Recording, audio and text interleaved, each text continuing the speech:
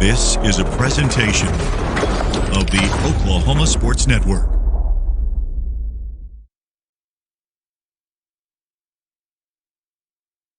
Any other use of this telecast or any pictures, descriptions, or accounts of the game without the Oklahoma Sports Network's consent is prohibited.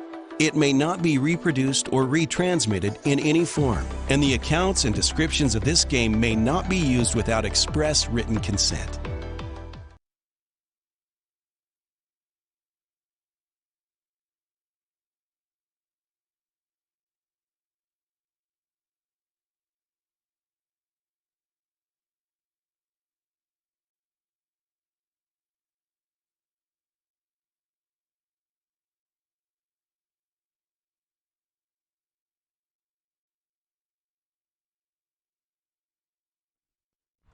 All right, good evening, everyone, and we are trying to get this game on here.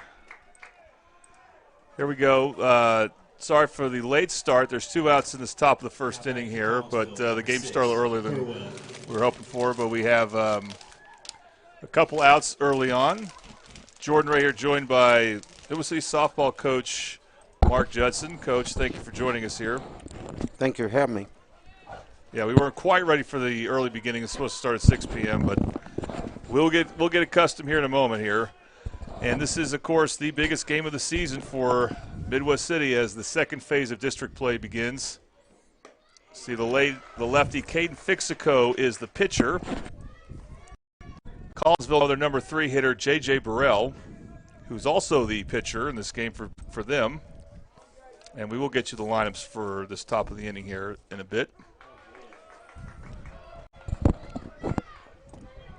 Nice Coach, corner. I don't know if you heard much about Fixico, the Midwest City pitcher, but he's a move-in from Carl Albert, and they're expecting big things from him. He's got good movement on the ball. Yep. Rare lefty-lefty matchup, although Burrell for Collinsville will bat right-handed.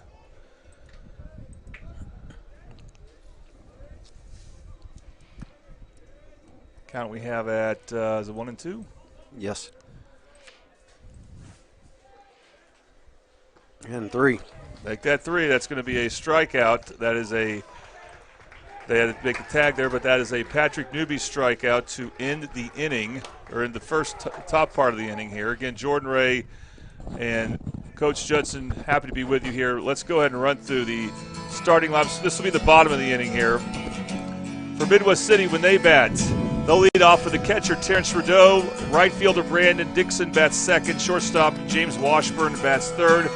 Kevin Nelson will bat cleanup. He's the DH. Fixico, the pitcher, also will bat fifth. Jesse Bain, the third baseman, will bat sixth. Tanner McPherson will play seventh, bat first base. Noah Polson will bat eighth, play second base. And Lincoln King will bat ninth in center field. Here's the Collinsville starting lineup in the field. Parker Collins, the center fielder. Josh Rimbley, the left fielder. Caden Camps, the right fielder. And the infield from left to right for Collinsville. Cal Schlauman at third, Bentley Brown at short, Jace Wiedemeyer at second, Preston Willis at third, and the battery for Collinsville, Caden Treat, the catcher, and J.J. Burrell, the pitcher. This bottom of the inning is going to be brought to you by Buffalo Wild Wings. Buffalo Wild Wings, 5500 Tinker in Agnall-Del City, where every day is game day. Enjoy buy one, get one deals every Tuesday and Thursday. All right, well, Coach, since we last were here, they added a speaker.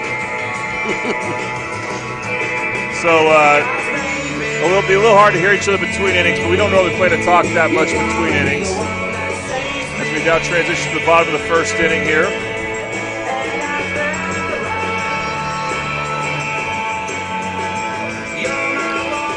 See the Collinsville pitcher.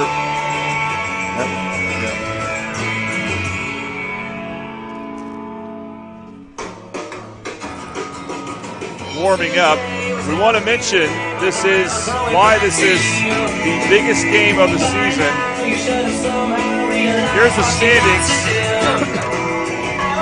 for Midwest City in District 3. They're back in the East this year. And there's 4 undefeated teams, and these teams will start to play each other. And you get some music thing situated here. So here's Keegan Rideau. Leading off for Midwest City here. Terrence Rideau, sorry. Still catching. They kind of a position you kind of learned on the fly last year. The first pitch inside for a ball.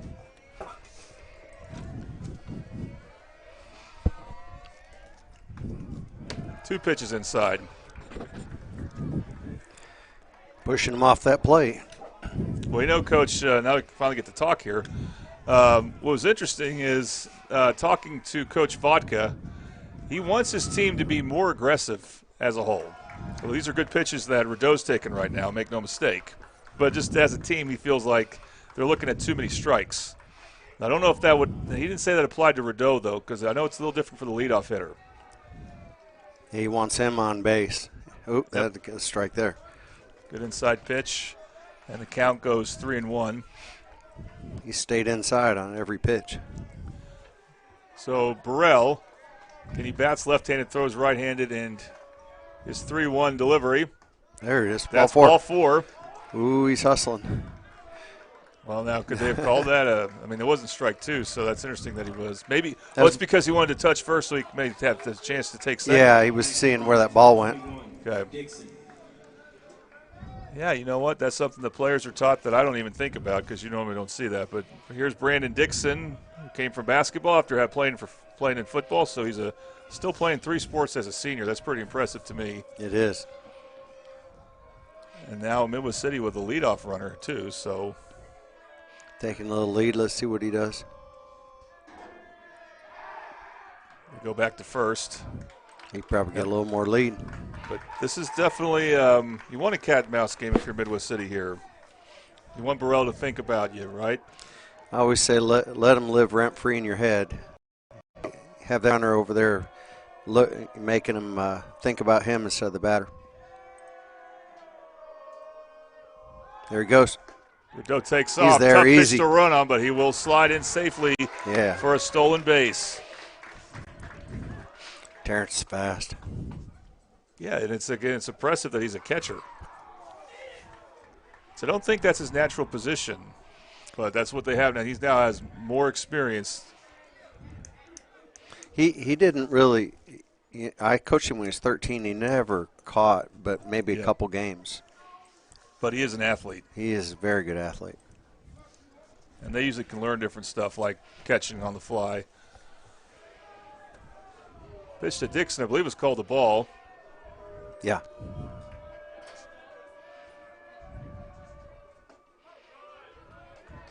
That pitch, not. That's strike one. And we thank we had a strikeout the previous inning, half of the inning, it's a Patrick Newby strikeout. He's our strikeout sponsor for the year. Hopefully not too many at the bottom of the inning.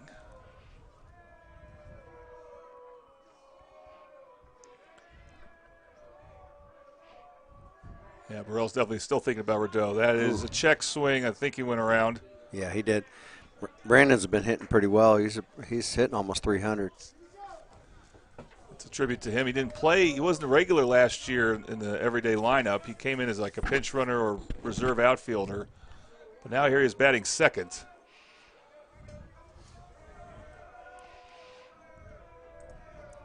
You get him on. James hit him in.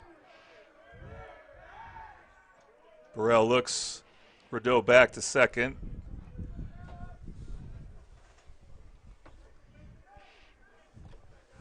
They're not doing much covering over there. I don't think he's going to go. Yeah. He's not going to throw over there. You'd have to have a pretty good lead to go here, though, I would think. Yeah, I think he's just getting ready just in case. And ground Foul ball. tip. So the count was actually 2-1, so now it evens up 2-2. Well, it's something we want to talk about throughout this game this is the beginning of what I call Phase 2 in district play. I don't know if it's similar in softball. I assume it is, where teams projecting the top 4 will play each other now. Midwest City is one of those teams, and so is Collinsville, of course. They're going to go back to second. No, it's close. He's just got under the bag. He got underneath that tag. That's another Patrick Newby strikeout as Dixon will be gone on strikes.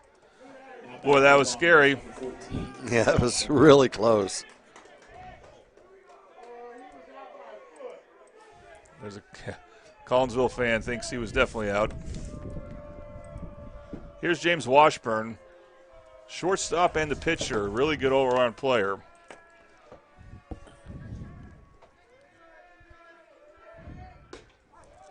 So there's some velocity on that pitch, and there's an outside strike call.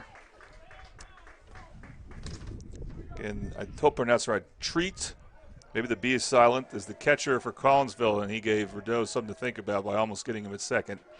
Yeah, he has a pretty good arm. Now you expect that from Collinsville. Rideau's going to take off. Oh, no. And the throw of third will get him easily. Too easy.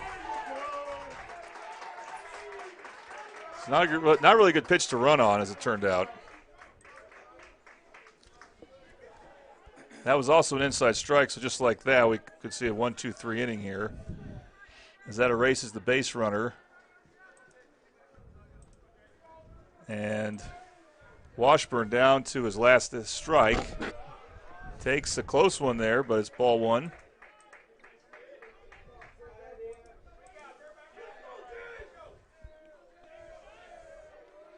One-two delivery outside. Now, Coach, they do say you don't want to, when you try to take third base, you don't want to be the last out or the first out. But I guess the second out's okay, so that's what ended up happening. Well, because of the strikeout the pitch before. That is a foul ball, a Bobby Lewis foul ball. Bobby Lewis surprisingly great rates with 2 locations to serve you in both Choctaw and Del City. But neither is too far from here, I can promise you that. Yeah, that catcher, though, after – we got hit.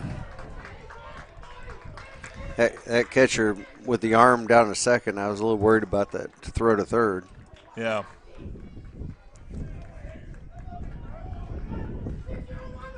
Now batting for the Bombers, number 30. Yeah, there's, like you said, there's 4 teams at the top that are undefeated in district. So, and I think this is one of them. These is 2 of them. I think Midwest City was probably projected 4th and Collinsville first. Collinsville's been making state for quite a while. Here's Kevin Nelson, who I believe already has 3 home runs on the year. He's a power threat that a lot of teams don't even have. He can hit the ball. Takes the inside pitch there for ball one, or did they call strike? He called him a strike. That looked like his inside. Maybe because Kevin's kind of crowding the plate there. And I do remember in the regional against Noble last year, he got hit a lot. Yeah, he takes a lot of shots. Over the years, he's been somebody that he's not afraid to stay crowding the plate and get hit.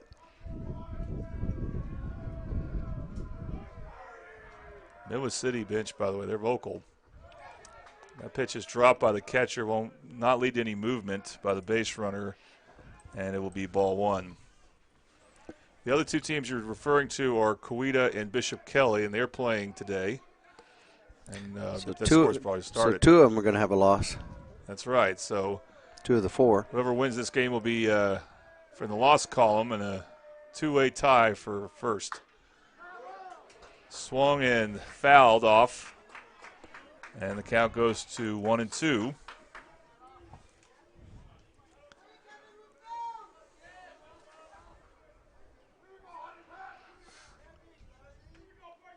Kevin needs to get a hold of one right here. See if Washburn might take off at some point. With 2 strikes, likely, but he's thinking the same thing. Right. Pitcher's thinking the same thing. Do you kind of do it depending if are you expecting a pitch in the dirt at 1-2? Yeah, if anything down, you're going. Just there he goes. He's there. Close play, but he is safe. So a stolen base for Washburn. That was obviously ball 2, or else the inning would have been over. Now we just need a base hit from Kevin. I'll never forget when down to his last strike, he sent the game to extra innings. The final game against Noble was one of the most dramatic calls you could hope for as an announcer. Oh. This time he strikes out.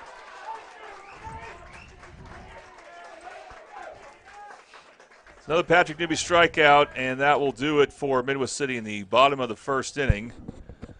Well, we got a little late here, so we're going to go and give you the lineups for how it looks in the top of each inning. For Noble, their batting order looks like this. They lead off with their second baseman, Jace Wiedmeyer. Finley Brown bats second as their shortstop. The pitcher is J.J. Burrell, who bats third. Coming up this inning to lead off will be the first baseman, the cleanup hitter, Preston Willis. The catcher, Caden Treat, bats fifth. Jackson Savoy DHs at bat sixth. Batting seventh is their left fielder, Josh Rimpley. And Cal Schlauman bats eighth at third base, and the right fielder in batting ninth is Spencer Cups, and their center fielder is DH'd for.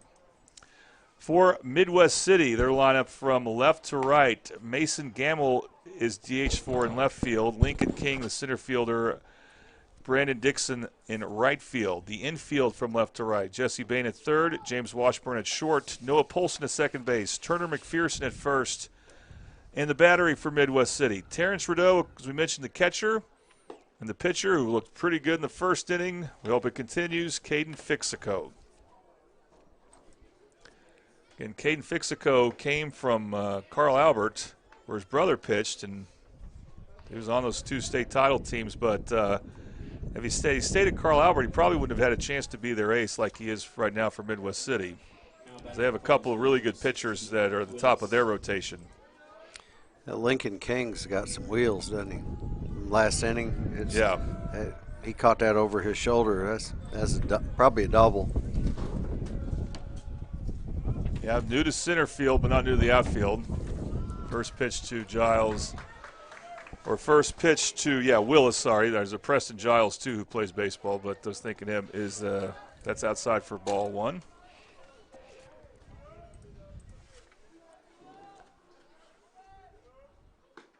Nice. Oh, swung on and missed there, strike one.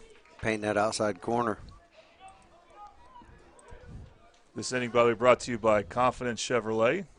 I'd go further out on him on this. Let's see if he swing at it. He did. Going higher. It's a little higher, though. Count goes 2-1. He's looking for an inside pitch. I'd throw it right outside. He's thinking about it. Staying out and away right there. Yeah, it's a good idea with 2-1. By Confidence Chevrolet, from oil changes to major repairs, we service all makes and models. Visit us today at 6100 Tinker Diagonal in Midwest City. Confidence is Cavendish. And that would be strike three. We missed the count there. Yep. But that's going to be a strikeout. Patrick Newby strikeout. And one out for Midwest City, the second strikeout for Caden Fixico. And he went outside corner again. Like I said, that kid was looking for inside pitch, if you watch him.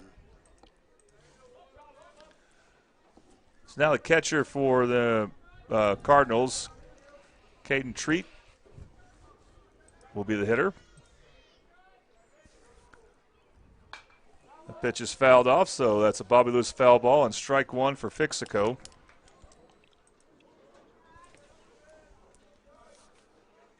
And this is when, Coach, you use your two best pitchers now, Monday and Tuesday. You don't do that earlier in district play because the tougher games are on the weekend.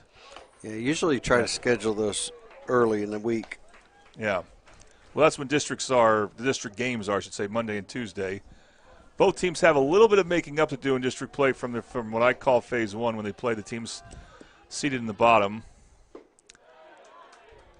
Pitch looks like it's outside for a ball. So Midwest City had their game Tuesday of last week rained out against Tulsa Edison. That will be made up later this month. That's why they're only 7-0 as opposed to 8-0 like the top two teams are in the standings. That pitch just misses. He wasn't very far away. 3-1, though. And this is a 3-1 count. Just come back in.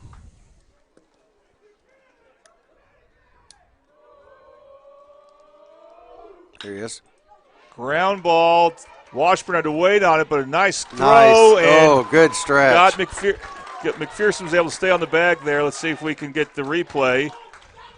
This replay brought to you by Triple H Screen Printing. Triple H Screen Printing, find world-class design and hot new styles. And Coach, credit Washburn. He waited on that pitch, but he knew he could do it. Yeah, make that throw. James has got rocket arm. He played shortstop for me in 13U, and he's always had that arm. Oh, that should be an out. First pitch swing and hit to right field. Oh, there we go. And it is caught by Gamble for out 3. So that was quick there. And you like that, a one pitch out. And we will finally take a commercial break here, but we've had a fun time in an inning and a half so far. It's Midwest City, Collinsville tied at 0 on the Oklahoma Sports Network.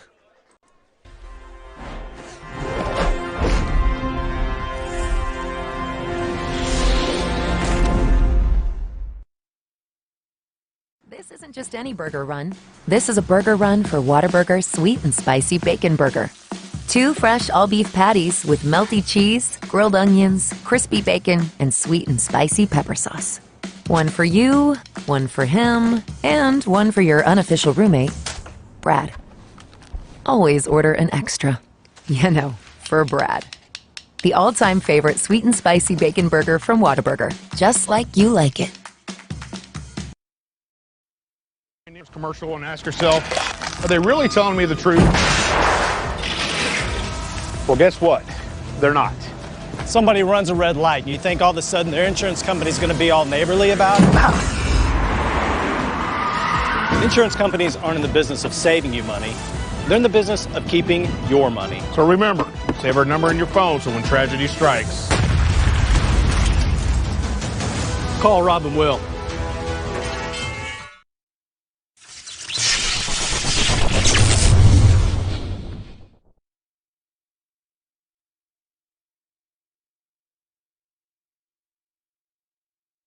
Welcome back to Middale Baseball on the Oklahoma Sports Network. We're back to the Buffalo Wild Wings bottom of the inning, this being the bottom of the second inning. Bombers and Cardinals tied at 0. Jordan Ray, Mark Judson, the New City softball coach, but also very savvy in baseball, knows a lot about these players. Here's Caden Fixico. He bats 5th, so he can hit as well as pitch. Plays in the outfield when he doesn't pitch. Don't know if he would have gotten that opportunity at Carl Albert, but he's able to get that here. And takes the first pitch for a ball. He's a good little pitcher. I like that. 6 up, 6 down so far. That pitch is fouled. Bobby Lewis foul ball. Bobby Lewis surprised the great rates, 2 locations to serve you in Choctaw and Midwest City. And that will be strike 1. Caden's a .311 hitter, too. So he's got a stick, too. Of course, this is, again, Collinsville. We've seen him play Carl Albert State for like 4 straight years, so we know they are good. And the pitcher they use here, and the coach told me this, is one of their best ones as well. Ooh, that looked up a little bit. That called strike 2. So now Fixico's got to protect the plate. There it is. He does. Oh, he got that's it. A base hit down the third base line into left field. Fixico thought about taking second, coach, but the left fielder for Collinsville, Rimpley, was able to cut that off pretty quickly. Yeah, he has got an arm, too. But that was some nice hitting with 2 strikes. That's a great placement of the ball with the third baseman out a little bit because they're kind of hugging the middle on shortstop. So he's got to play off the line. You see where he's playing. Jesse Bain will now bat. He's the 6th place hitter and plays third base. So Midwest got some base runners. Jesse's almost hitting 500 too. Can they get the hit to bring in a base runner? Throw back to first. They are going to, as of right now, respect Fixico's speed. He's got a little fast throw and a slow throw. He threw that slow throw last inning. This inning, he's firing it. You can see Preston Willis. He'll tag quickly. Collinsville first baseman and cleanup hitter. He's keeping him real close. I don't think Fixico wants to run, so he's going to probably stay close to the bag. That pitch is skied into foul territory, out of play. Goes over the Collinsville dugout. Another Bobby Lewis foul ball. That's a great advertising spot, Coach, when you're the foul ball sponsor. And that's strike one.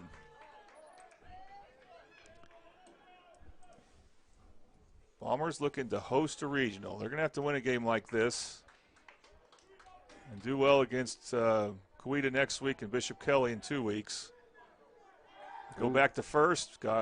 Willis had to jump a bit, but yeah, we need one above his head. Yeah. Put him at second.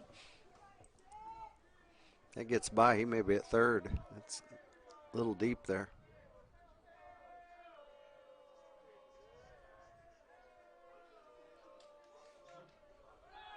Ooh, he's going. That ball is laced to left center Yeah, he's going field. third. And yes, Fixico get will down. take third. What's the call? It's safe. He's safe, and Midwest City with their fifth and sixth hitters is getting some base hits. That's what I said. Jesse's almost 500 hitters, so that's exactly what they needed. Need to get him to second here. I wonder what that catcher will do if he runs. Yeah. Sometimes teams will try to steal a run here in that first and third situation, but at the same time, you don't want to get him out. Spoil a good opportunity. Yeah, we need a ground ball here to get that run in, or a bunt. Here is Turner McPherson. he's Speaking gonna of give him a bunt, bunt. he's not even hiding it. He's going to bunt. And he bunts a foul. Bobby Lewis foul ball. Turner McPherson's an interesting player. He throws right-handed, bats left-handed. I know they would use him as a pinch hitter some. He's a bunt at the ball down first baseline, so third. He's that third baseman's up, and he's coming up hard. He's going to show it again here. So he needs to, if he makes contact, it needs to be on. You don't want to get 2 strikes now. Well, the first baseman's got to stay back, so that'd be a better idea, is hit it down the first baseline. So there, the pitcher, Burrell, looks both base runners back to their base. Again, Fixico showing bunts, so the third baseman's coming, crouching a bit. Now he pulls back and takes the ball. Good call. Can you call this a cat and mouse game here? Oh yeah, that's like I said, hit it ground ball to first. Right. And you get the run, and you get Jesse to second. Count now is even at 1-1. He's pointing at first. He does bunt, and it's foul. It didn't go very far. No, that's where you need that in the grass. All right, well, 2 strikes, you would think now McPherson will just simply try to protect the plate like Fixico did. Maybe he can line one to left field. With no outs, put that down first baseline. Yeah, I just hope he can make contact somehow if he swings. Stays alive there. Another Bobby Lewis foul ball, but count remains 1-2. Real late. Need to get him on time here a little bit.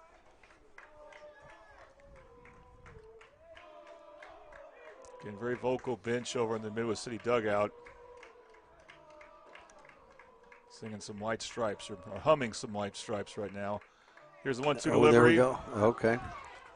The ball sliced foul over the Midwest City dugout. Count remains 1-2. Oh, man, he was there. Yeah. He just threw it over the pitcher's head, but the second baseman was right there to get it. Yeah, Jace Wiedmeyer was ready for it for Collinsville. If he's not there, we score a run there. Yeah. All right, do it again, 1-2. Another 1-2 delivery.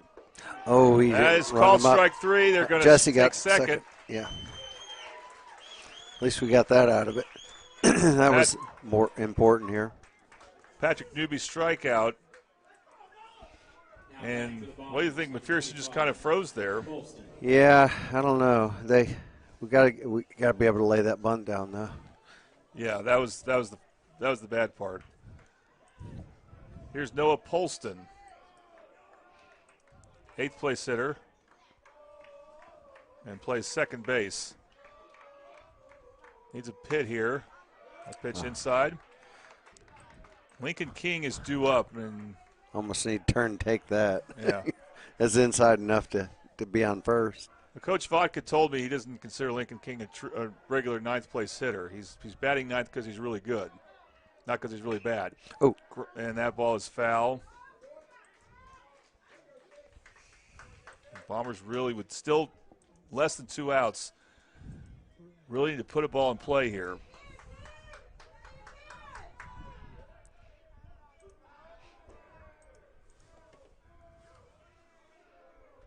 We need to get a ground ball here with Jesse at second. At least we got rid of the double play opportunity.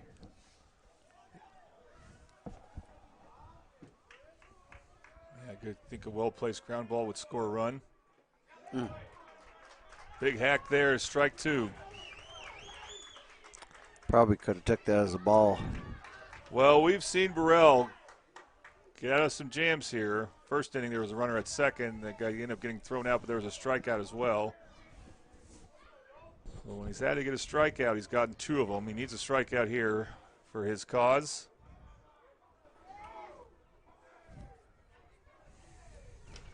There we go. Ground ball, nope. Foul. Bobby Lewis foul ball. Big moment early in this game for Nola Polston. Caden was not even thinking about moving on that.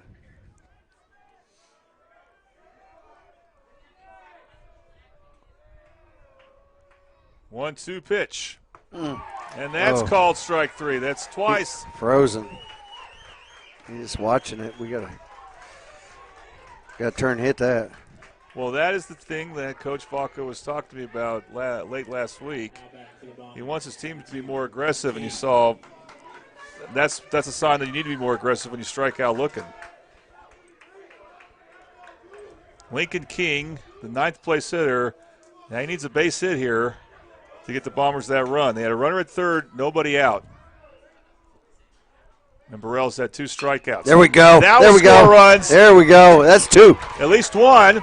And it will be 2. Yeah. We're going to see the instant replay here, Coach. And Lincoln King wasted no time. That's your 9-hole hitter hitting that, man. That was awesome. I did say that about him. Just quoting Coach Vodka here. But now Midwest City takes a 2-0 lead here. We get the top of the lineup, too. Yep, with 2 outs. Lincoln's got a little speed, too, doesn't he? I watched him play in football, I would say yes. Speaking of speed, here's Terrence Rideau. We get him to second here, you never know. So Fixico scores along with Jesse Bain. With the 2 runs, I steal him. Take a chance. I definitely like a steal here because you start with the top of the inning if he gets thrown out. Exactly. That's with 2 outs, absolutely get him to second with Terrence up. If you don't, like you said, he's back. Terrence will be back at the top of the next inning.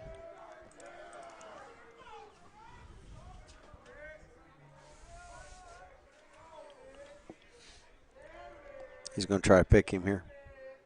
You are correct. Oh. And will he be He successful? might get there. He's there. No, he just missed it.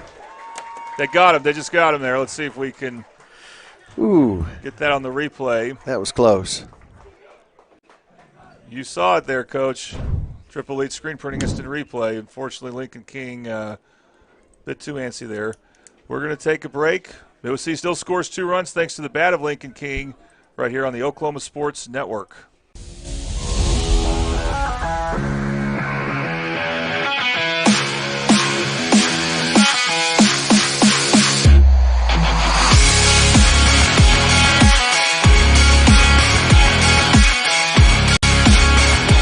Bring back our mushroom Swiss burger. I heard corporate said it's never gonna happen. Corporate here. We had the bandwidth to circle back on this action item and We're aligned. Bringing you grilled mushrooms, melty cheese, and creamy au jus sauce. If synergy like that isn't cool, then we don't know what is. The mushroom Swiss burger is back. we're bringing What a burger!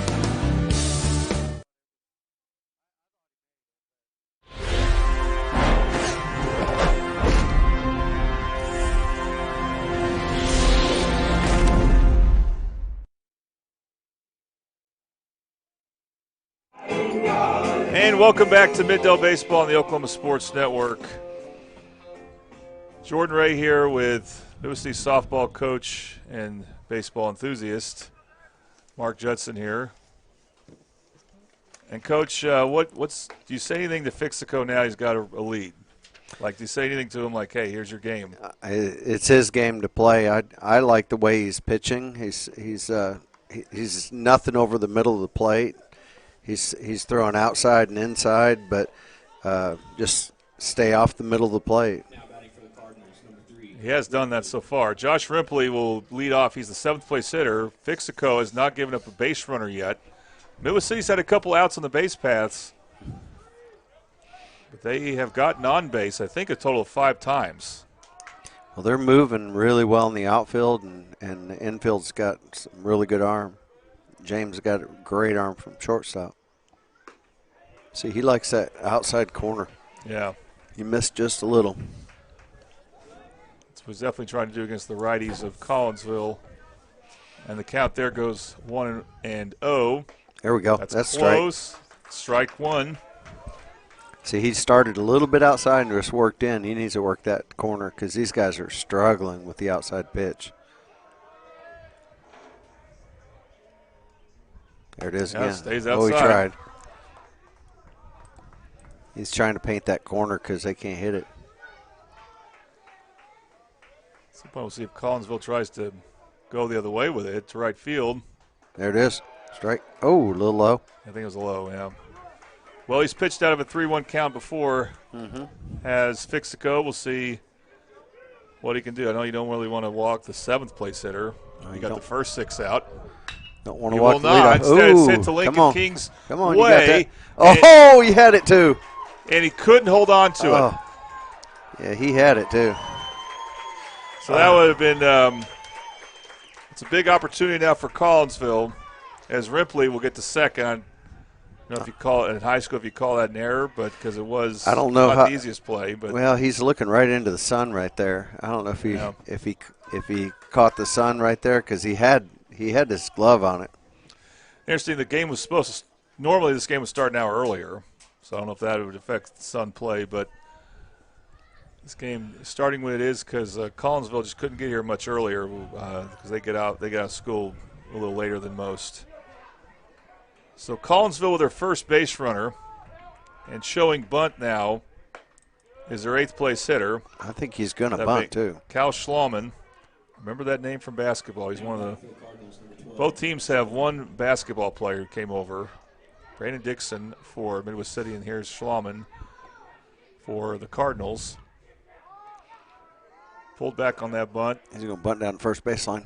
Pops that bunt foul. That's a good pitch for Fixico, and that's strike one. Best case scenario, bunt that ball up. Right. Leave that runner at second with an out. Yeah, you want to keep the ball up here?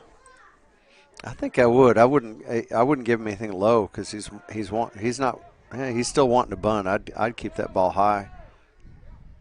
McPherson playing way up there. Wasn't sure if he pulled back in time. He did, according to the umpire. And count goes 2-1. He's probably going to try it again. He's trying to get him to third. If McPherson can field it quickly enough to see go to third, assuming he bunts down the first base line. There he goes. No, he goes straight to the pitcher. He's going to go first. Take the out of first, but overthrows it. Airmails McPherson there. He's going to be at third. And oh, wow. He stayed. I was surprised. Schlauman will stay at second base, but a run for Collinsville just right back. And that one stings, Coach, because that's just defense right there. Because you knew it was coming. There's no doubt it was coming. We got to be able to make that play. That is the only issue that I see with a right-handed or left-handed pitcher is getting his body around to make that throw. So there'll be a meeting at the mound here. I'm trying to add a run here to Collinsville, and there we go. 2-1 now the score. Still a runner at second base and still nobody out. So damage done by the 7th and 8th place hitter.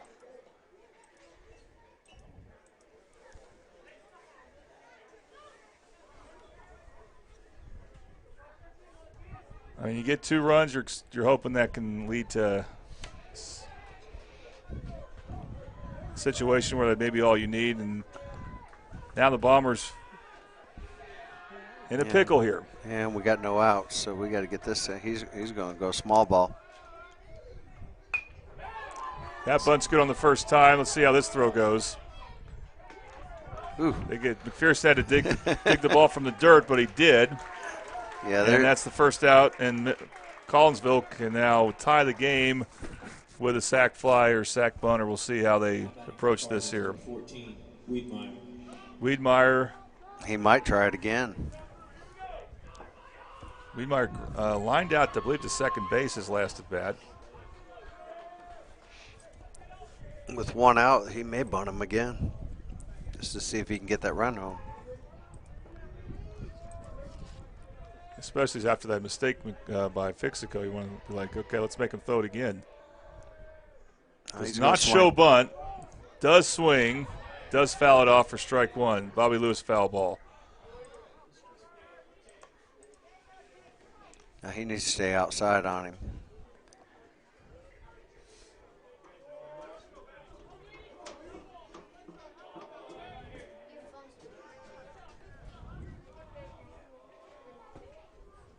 That's goes inside.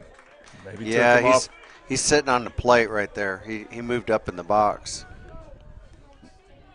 He backed off a little bit on this one. Now you go outside.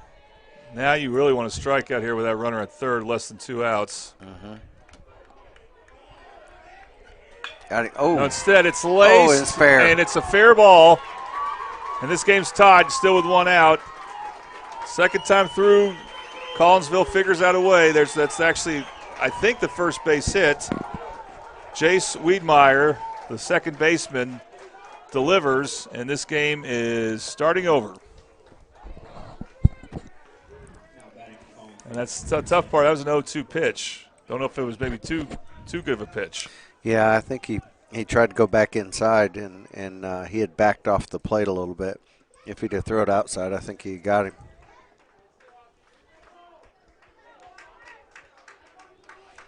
If you watch where he was setting up in the box, the pitch before that he was almost on the white, and after that he was right in the middle of the box. Here's Bentley Brown, the shortstop for Collinsville.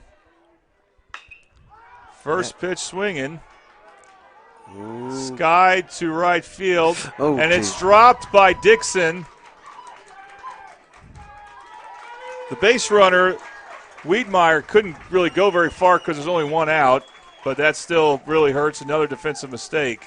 And Brandon Dixon was there, Coach, maybe in the sun. Yeah, he's looking right into the sun there, so I think he just lost it. He was in the right position, and then he just downshifted a little bit and let it hit.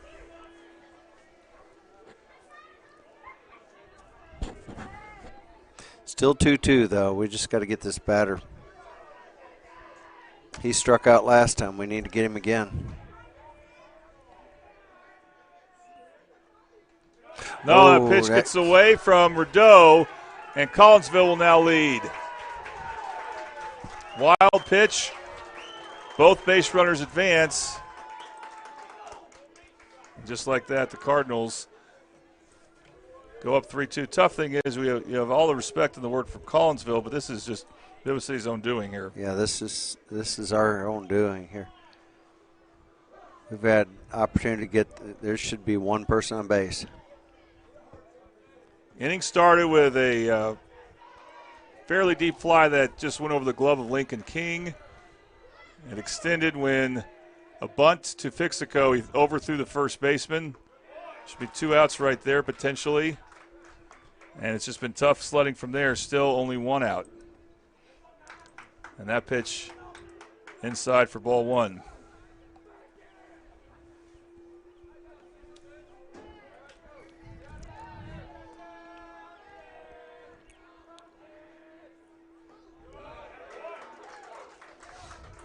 Check swing there. Yeah, he thought about it, but he didn't. Count goes 2-0.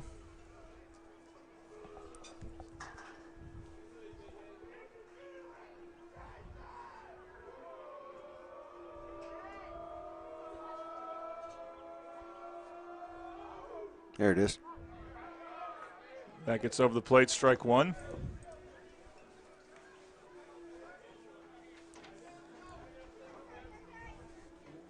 Fixico went 6 up, 6 down, but it's the bottom of the order where he started to have problems.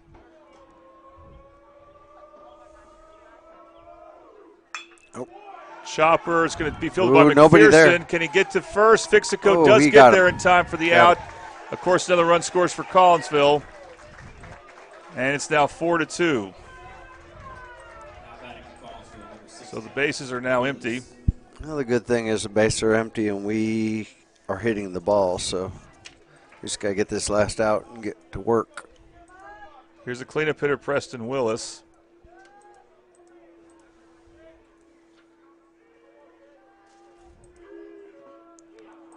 Looks like Fixico took something off that, and strike one.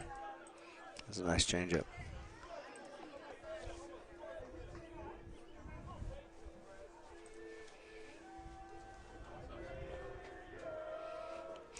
This is the one that struck out on that outside pitch. He needs to stay out there.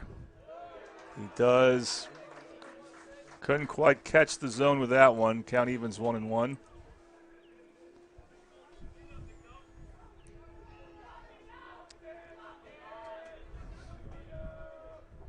There it is. Oh, must have missed.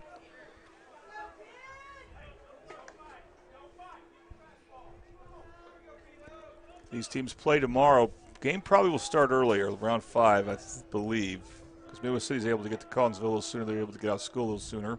There it is. Strike two there. Washburn will be on the mound for Midwest City tomorrow.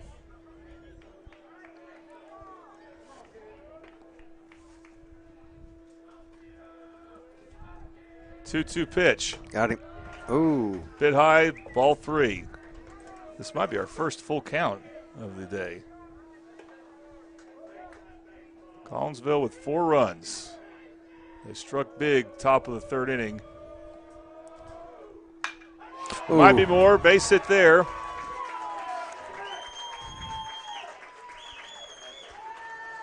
Same as a walk, really, though, with no one on base. Just a solid single for Collinsville, but the inning continues. Now batting for Collinsville, number 1, Treat. So here's a catcher, Caden Treat.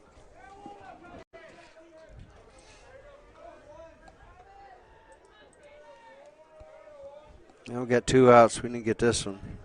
He flew out last time. Well, you need to start thinking. You don't want to start worrying about Fixico's pitch count, but that's going to become an issue the longer this inning goes. We need to settle it down and get this get it out of this inning. 8th batter of the inning.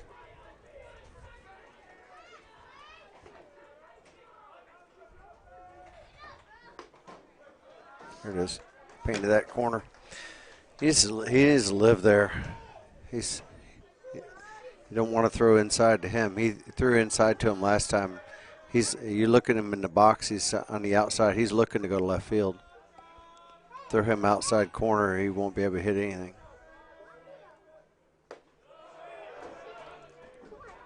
Pitch looked a little too high there. Collinsville coached by Tony Reeder. Again, they make state just about every year. You can count on it. So it's toughest opponent Midwest City Senior District play by a mile. Got it. That pitch catches the zone. Strike 2. Let's see if Fixico can finally get out of this inning here.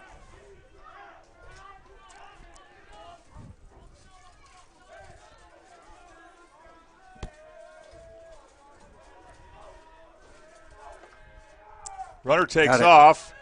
And that's called a ball. Throw will not be quite in time. I think he was trying to frame that a little bit because it looked pretty good. So a stolen base, the count goes full here. So now you would say first base is open if that matters. Nah, but you definitely want the strikeout. Strike him out.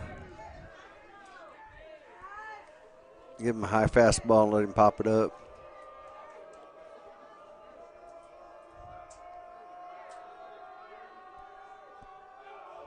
Got him. Nope.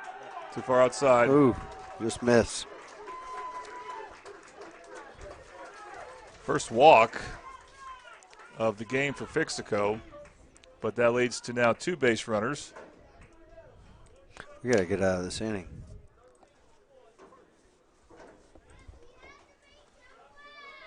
Yeah, Rideau will come back and talk to Fixico. Collinsville is now batted around. As the DH, Jackson Savoy will be the hitter.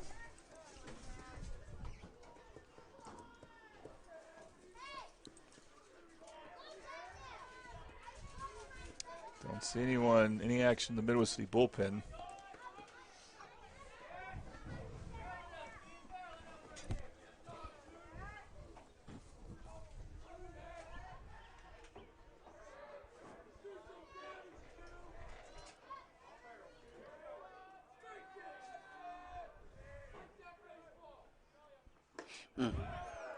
Almost got Pitch away outside. from him. Now it's still different pitching outside now because you're facing a lefty. Yeah. He was late last time, went left field.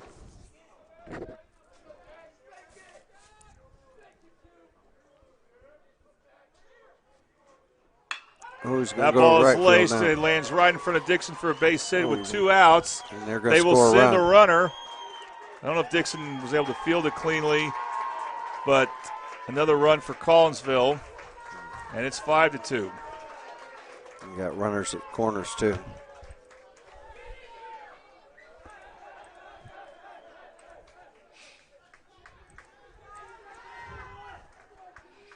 Scrappy hitting team. Well, first it was mistakes by the defense from Midwest City, but then now it's been just good hitting by Collinsville, drawing walks and starting to hit line drives. Yep. So the guy who started the damage here, Josh Ripley, who got on base. I don't know if it would have been an error or not, but it was a ball hit past Lincoln King that he'll say he probably could have caught, but I don't know if he should have. But that's how this inning started. This first pitch is a strike. Yeah. So second time batting. That was a good changeup.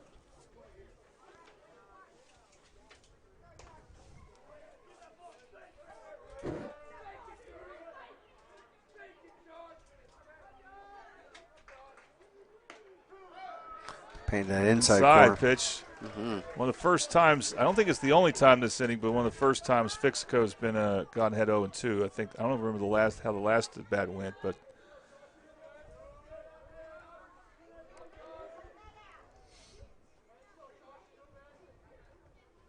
now I can go outside the zone a bit. Goes way outside the zone. And it goes short. Got him. He's out. And they got an out. Midwest City got an out with a runner at third base. Threw it to the shortstop instead of to second base. Collinsville was trying to steal a run in there with runners at first and third, and Midwest City was ready for it. So that's how the inning ends. But a big inning for Collinsville nonetheless. Bombers now down 5-2 on the Oklahoma Sports Network.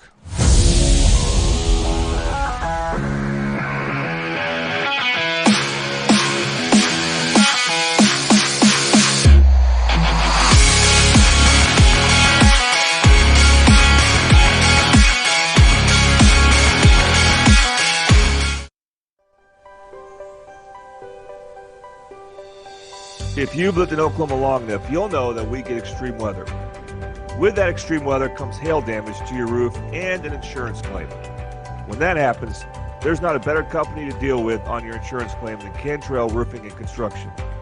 Since 1987, Cantrell Roofing and Construction has proven to be the best in the business, and always remember, got hail? Call Cantrell. Call them at 405-642-8558.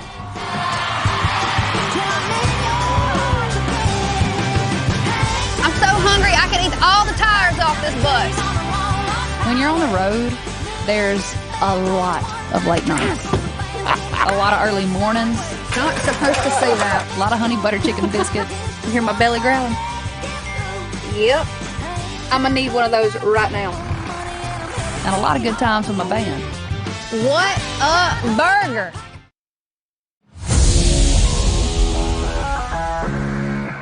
See if T can start this inning off the way we need it. Back we are, Middale Baseball on the Oklahoma Sports Network. Jordan Ray and Coach Judson, bottom of the inning. Buffalo Wild Wings, bottom of the innings. Keegan Renaud, or I always want to call him Keegan. I know another guy named Terrence. Keegan Renaud. Terrence Renaud. I know Keegan Renaud. This is Terrence Renaud. My mistake, Terrence. I see him every day in second hour at Middle City High School. Terrence Renaud swings at that first pitch, fouls it off for strike one. That's a Bobby Lewis foul ball.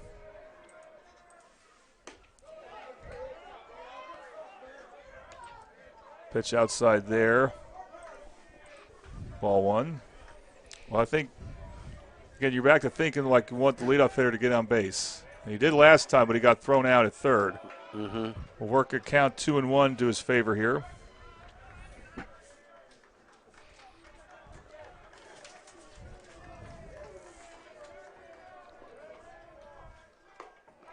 Oh. That pitch catches the outside corner, strike two. Must have just clipped it.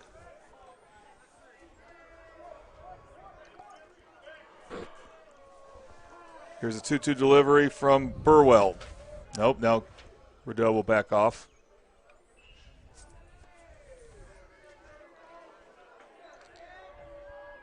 Two teams undefeated in district play. One of them will not be undefeated after today. Oh, pop One that will up. be. That right in the ball's sun. popped up. Maybe that'll drop. A lot of Cardinals converge, but it's going to be Wiedmeyer, the second baseman, who catches it for out number one for Midwest City.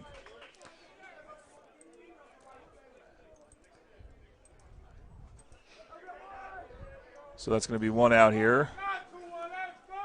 And Brandon Dixon will come up next. Again, hopefully Dixon can. Tough play at right field with the sun in his eyes, but that was a big play that he couldn't make. So hopefully he'll make a play here with his bat.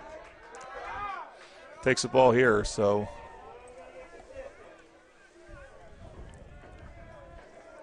We could definitely use it here. Swung on and missed, strike one. You could tell Burwell put some juice into that pitch. 1-1.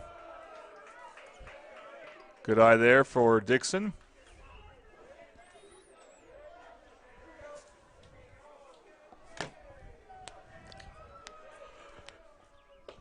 Oh. And then another swing and a miss. Dang. Had a little bit on it.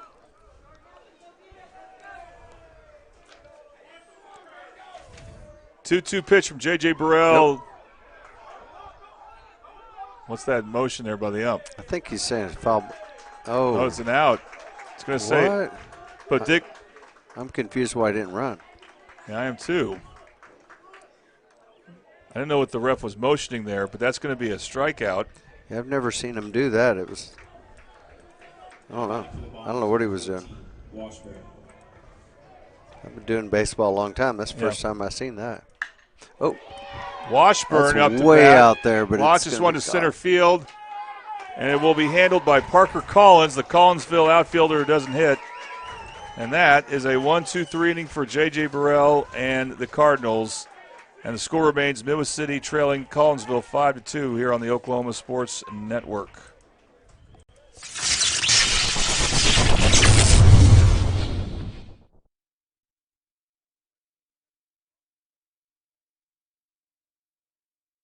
Experience the best wash in town at Tommy's Express. You'll love our open and bright tunnels, easy loading flat belt conveyor, unlimited membership, and free vacuums and mat washers. Experience the difference and visit Tommy's Express today.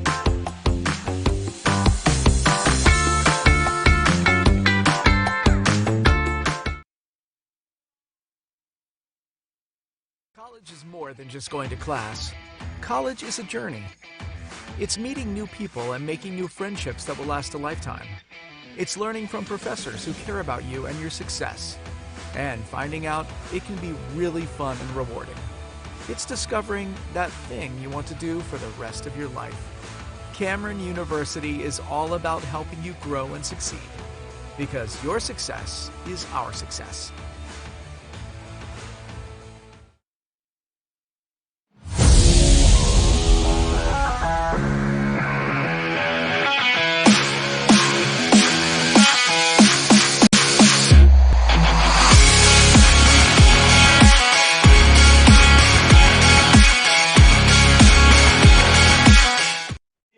Welcome back to Middale Baseball on the Oklahoma Sports Network. Jordan Ray, Mark Judson, happy to be with you here.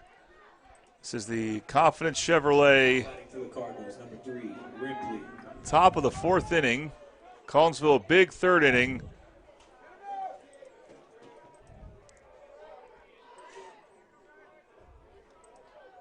Josh Rimpley, so he actually is the one who led off the last inning. Takes an outside pitch there for a ball. Next game on the Oklahoma Sports Network for Middale Baseball will be next Monday. Coach and I will be back here when Midwest City hosts Coweta, but that game will start at 5 p.m. 1-0 pitch here. Oh, nice curveball. Did he check his swing? Looks like he did. 2-0. Again, this game started a little before 6 because, again, Collinsville, they get off school a little later and they didn't want to have to leave early because they only have so many days of that is what I found out from their coach. Yeah, you can only leave several days, but you got playoffs and you got not counting the tournaments. Postseason. Yeah. That pitch was called a strike. Now the count goes 3-1. That's a tough rule, by the way. I mean, you think other spring sports probably get out more frequently, and they miss, and they're gone the entire day, like tennis and track. Yeah. But it goes for softball too, a fall sport, but still, it's the same rule for both softball and baseball. That pitch is fouled up, or not fouled up. Sorry, it's in right field. He made that hard. And Dixon, it was an adventure there, but Brandon Dixon got the out. And out number 1, and that's to feel a lot better. They get the first batter after what happened last inning. Kyle Schloman, the batter for Collinsville. He's the one who had the bunt and reached because of the overthrow by Fixico. Takes an outside pitch there for a ball. The one thing about starting this game late, and we may have to miss some of the national championship game tonight between Florida and Houston. Mm-hmm. I was hoping it would be Duke. I can't root for Duke. I just can't. But, Florida and Houston, those are two places I often visit. I got my best friend in Florida and my brother in Houston. Swung on and missed there. It's a good pitch. Actually, we got the count wrong. It's now 1-2.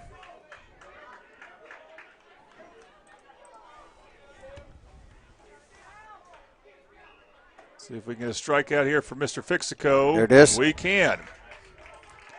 That's a Patrick Newby strikeout. Patrick Newby, the Newby Agency is your local Oakland Farmers Insurance Agency.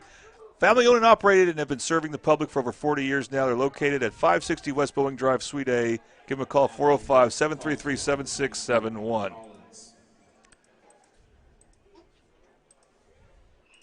Ninth place hitter coming up.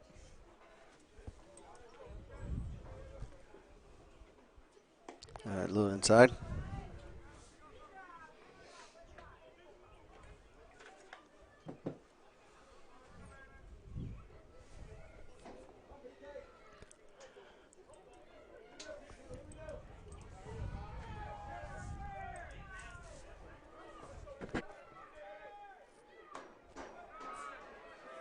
Another strike. Now he's starting to go inside some.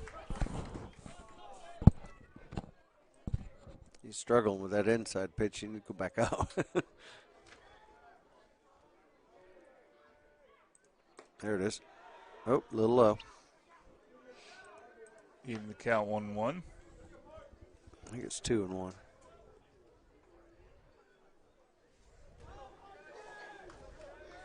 Missed a Missed a pitch there, so there it is.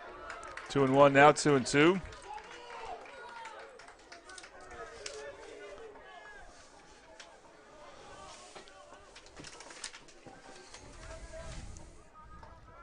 Parker Collins actually is batting, so we had the name wrong there. Oh. The pitch gets away. It's ball 3. So Collins is actually in center field and batting for. Oh, he came in for it? They changed, yeah. It must have made a change. Well, Full count. Did he not hit the first?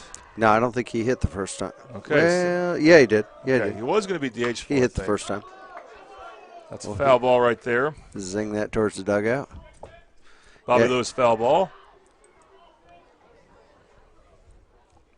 I wouldn't throw him inside. He's a big guy. If you're going to throw it inside, you better throw it real far inside. So he'll foul it. Got a quick bat. So there's a full count to Parker Collins. Another foul ball. So it's a battle right now.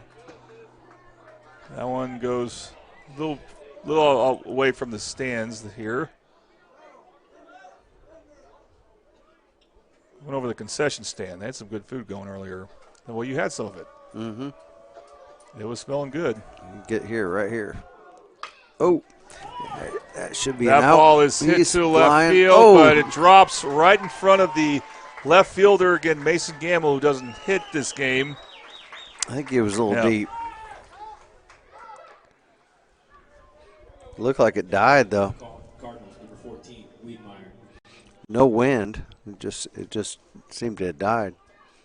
Here's Jace Wiedmeyer. He had a really good at bat, laced a base hit for some and got some RBIs last inning. Kind of got Collinsville right back in this thing after they were trailing 2-0.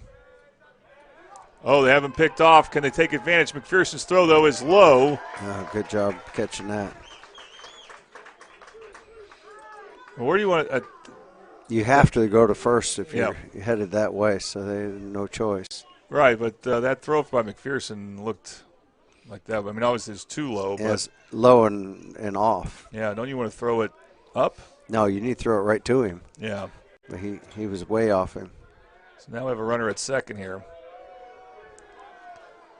So now a scoring opportunity for Collinsville. That first pitch is a ball. Got 2 outs, so we need to get this out.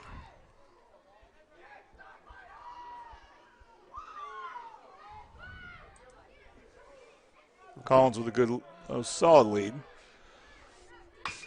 Okay. That ball is hit to the outfield. Coming on is Lincoln King. There we go. And it's caught instead by Gamble. No problem with that one.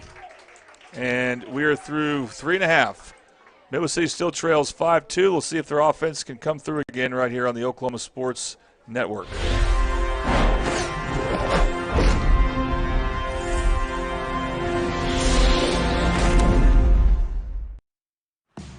This isn't just any burger run. This is a burger run for Whataburger Sweet and Spicy Bacon Burger. 2 fresh all-beef patties with melty cheese, grilled onions, crispy bacon, and sweet and spicy pepper sauce. 1 for you, 1 for him, and 1 for your unofficial roommate, Brad. Always order an extra. You know, for Brad. The all-time favorite sweet and spicy bacon burger from Whataburger. Just like you like it. Have you ever seen an insurance commercial and ask yourself, are they really telling me the truth? Well, guess what? They're not. Somebody runs a red light, and you think all of a sudden their insurance company's going to be all neighborly about it? Insurance companies aren't in the business of saving you money. They're in the business of keeping your money. So remember, save our number in your phone so when tragedy strikes, call Rob and Will.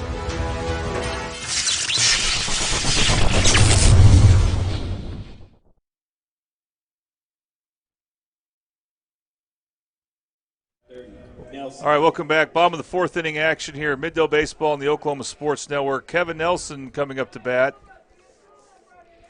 They definitely want him to get on base here. This is the Buffalo Wild Wings bottom of the 4th inning.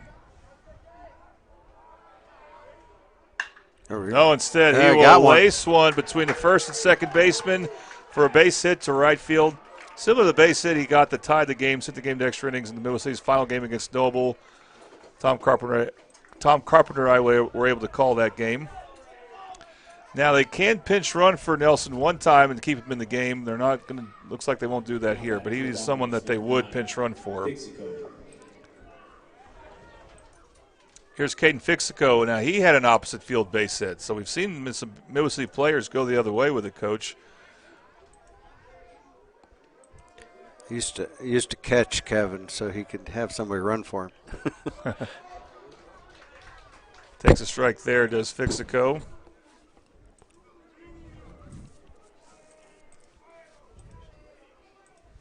He generally serves up a lot of doubles and triples, though. So they go back to first. They can't be that worried about Nelson. I wouldn't think they'd be worried about it, but I think he's trying to catch him sleeping. I wonder if some pitchers are just comfortable doing that. They want to throw it to first every now and then, maybe to reset things. That's showing bunt again. They're going to first this time. The catcher does. Kevin come in hard and low. That being Treat. And but Nelson got back. But also Fixico now down the count 0-2. Their bunting game is struggling. Pitch outside. And Fixico did get a good 2-out hit last at bat and ended up scoring. First run of the game. We could use one here. Right down that right field line would be nice. There it is. He does get a base hit. Got it down. Again, he goes the other way. Is that is hit to left center field, taken by the center fielder Collins.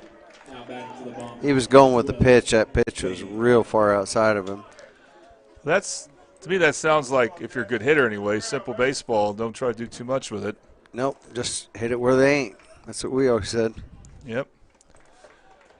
So now for Midwest City, the sixth place hitter, Jesse Bain. And he had a base hit his last at bat. So he crushed one earlier. He needs to come right back and crush another one. Bombers hitting, the bats have looked good. Yeah. Yeah, I wouldn't have hit that either. So, that was way outside corner. He's looking a little more inside. It's called a strike, but the catcher Caden Treat for Collinsville will come out to the mound. Actually, several Collinsville players do. It looks like I didn't see a coach come out. No. So I don't know what this meeting could be about. If you had to speculate? I think they're trying to figure out how to make sure he can't hit over to the left side. Probably wanting him to throw outside of him.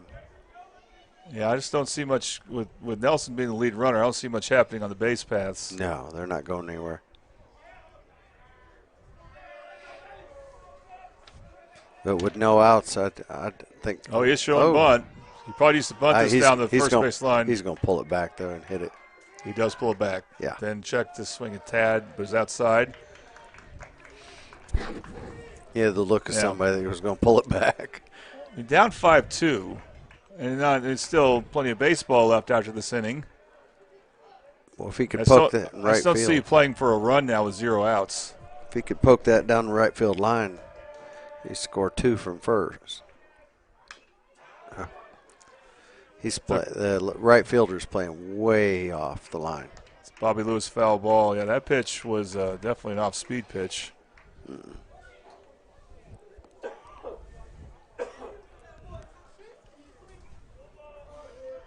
1-2 the count. Nobody out.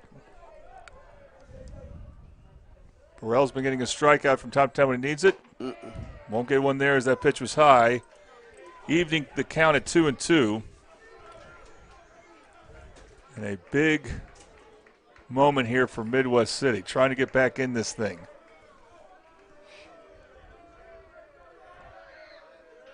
See a little base hit. Don't try to do too much. 2-2 pitch, swung on and missed, strike 3. And again, Burrell gets a big strikeout. He reached for that. Now batting for the Bombers, number 13, Patrick Newby strikeout. Maybe Turner can get something going here. So one away now for Turner McPherson.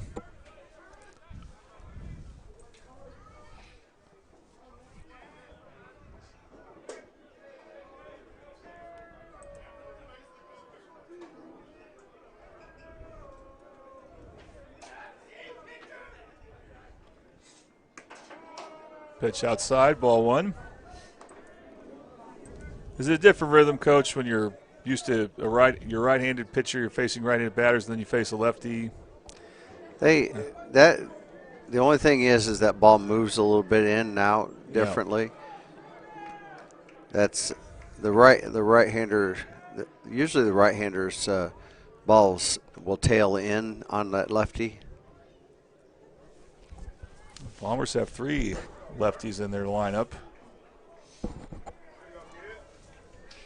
Fixico, McPherson, and Lincoln King. 2 of them got base hits.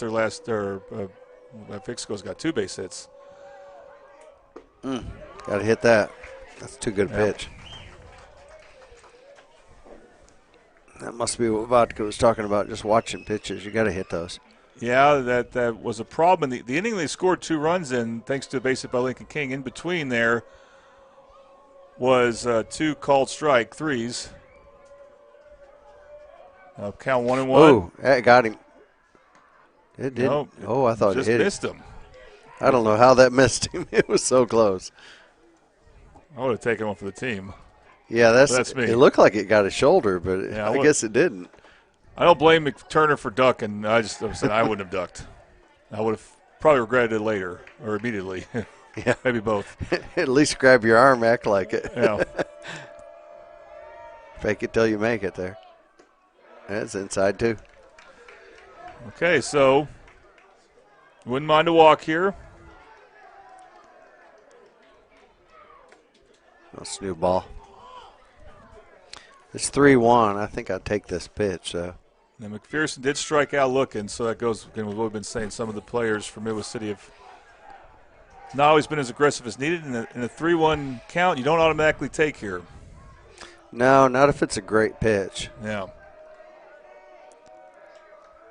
Especially with those runners on, we need to score. There it is. McPherson puts one in play. It might drop. Does it drop? It does drop. We got to get there. Second quickly, but he's there. Getting to second in time is Fixico. And again, because there's 2 outs, there's no way Nelson could even think about scoring there. But it is a bloop single for McPherson. So the lefty batters actually have been doing pretty good. I thought he was going to slide, and he just kind of slowed down. I was like, ooh. So this is a big moment here. And the Collinsville coach, I think this is the pitching coach, is going to come up as Noah Polston's the batter. He struck out looking his last at bat. Mm-hmm. This is going to give, if Coach Vaca wanted it, a chance to tell Polston something, but Polston's kind of, he's now. You're going to walk out there now. So, he's got to be more aggressive because, Turner, it's like I said, you don't have to hit it great. You just got to hit it, drop it in the grass. That's right. So, we're going to see Coach Vaca, first-year head coach for Midwest City. He's been assistant coach the last 2 years. Give some words of wisdom to Noah Polston in what is now the biggest at-bat of the game and the biggest game for Midwest City this season so far for both teams, really.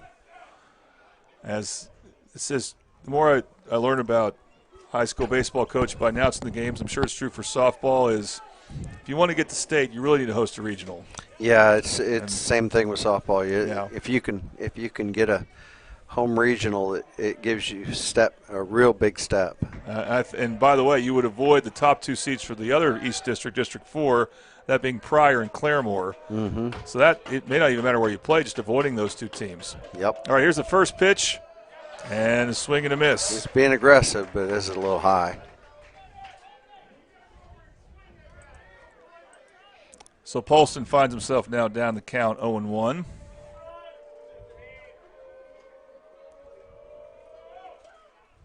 There he is. Polston sends one to center field. He's going to get a run out of it, though.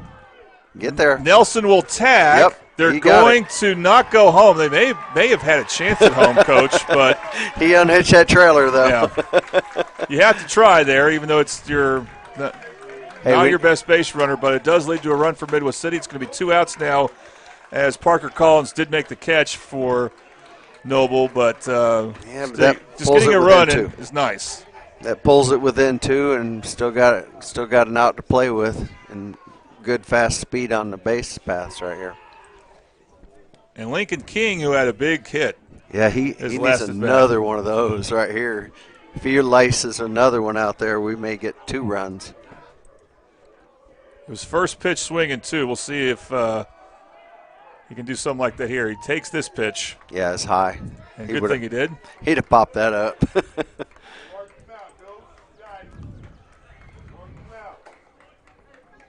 McPherson at first.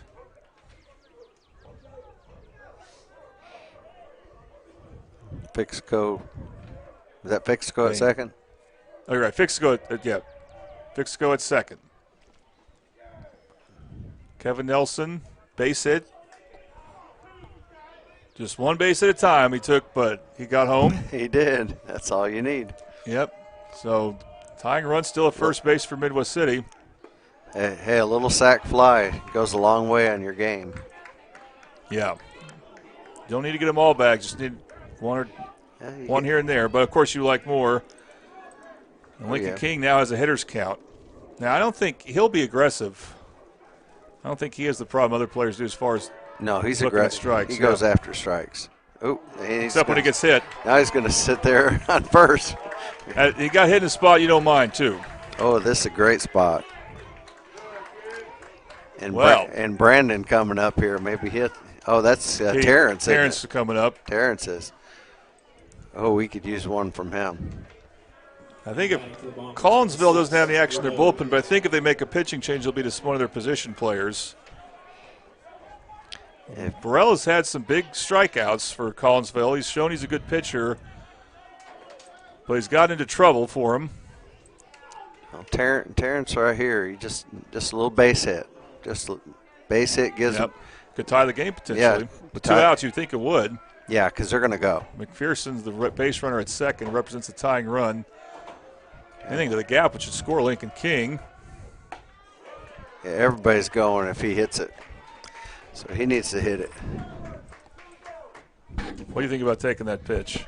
I don't know. This is a little up in the zone. It's always easy to second guess. It was up in the zone. I think he's waiting for something a little lower than that so he can drive it. And the ump calls time. The problem with that high pitch is you'll pop it up. Now that ump calling time, does that help either the pitcher or bat a little bit more? Or? No, I think Terrence did. Oh, Terrence called time. Okay. Yeah. He asked for it. He didn't have to give it to him, but he asked for it. That's good. That's a high pitch, and it's high ball 1. Everybody's coming back hard. See, when you're on third, you never want to get a big lead because you're never going to be thrown out at third by a right-hand pitcher. Of course, he's in a wind-up now.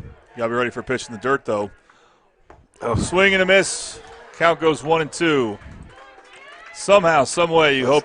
Let's see if he goes. Terrence can just protect the plate here and put something in play. With 2 strikes, let's see if he goes wind-up. Bases loaded, 2 outs. Tying run at second base. Everybody's going on this pitch. No, there's it's a one ball. 2 count, but anyway, we'll see if they run. Oh, there we go. If we get it full, everybody can go because he's still in the windup. And again, for those that don't know, I think everyone would. High school baseball is 7 innings, so it's a huge moment here. Oh, there we go. There we go. There we go. He drops it. Oh, but the throw at second is going to be out number 3. Close. He had time to make that play. Oh, bases loaded, and Rideau hit it hard, but right to the shortstop, and big out for Collinsville. Score's going to be 5-3. Maybe he does get a run in, and we'll head to the 5th inning right here on the Oklahoma Sports Network.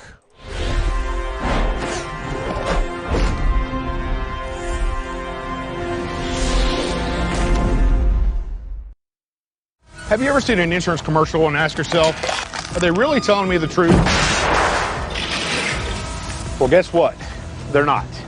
Somebody runs a red light, and you think all of a sudden their insurance company's going to be all neighborly about it? Insurance companies aren't in the business of saving you money. They're in the business of keeping your money. So remember, save our number in your phone so when tragedy strikes,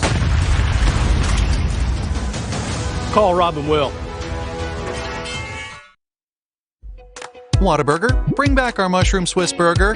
I heard corporate said it's never gonna happen. Corporate here. We had the bandwidth to circle back on this action item, and We're aligned. Bringing you grilled mushrooms, melty cheese, and creamy au jus sauce. If synergy like that isn't cool, then we don't know what is. The mushroom Swiss burger is back. we're bringing back the hits. What a burger!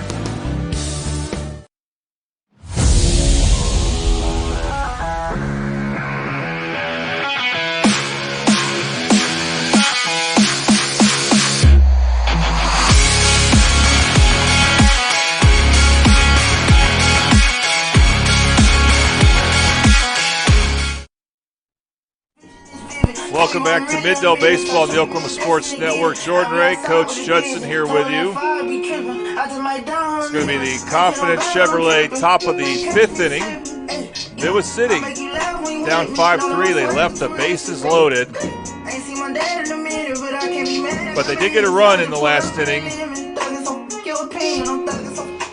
They hope to catch up here. Both teams undefeated in district play. The winner will be tied for first with the winner of Bishop Kelly Coweta. As biggest thing here is we have got to get 3 up, 3 down here and get it, keep his pitch count down and get back to bat. And we're hitting the ball. We just got to shut them down. Here's one. right to the shortstop, Washburn for the out. That was Bentley Brown, so now J.J. Burrell will be coming up to bat. That's the way to keep your pitch count down. One pitch, one out. Well, after that, again, for Midway City, it's all, there's that third inning. Just things got away from them over and over again. Yeah, it was a rough inning, but we still can come back in this. Yep. Otherwise, Caden Fixico's looked pretty good. He's looked really good at the plate. Mm-hmm. Ooh. Pitch Ooh, that was close.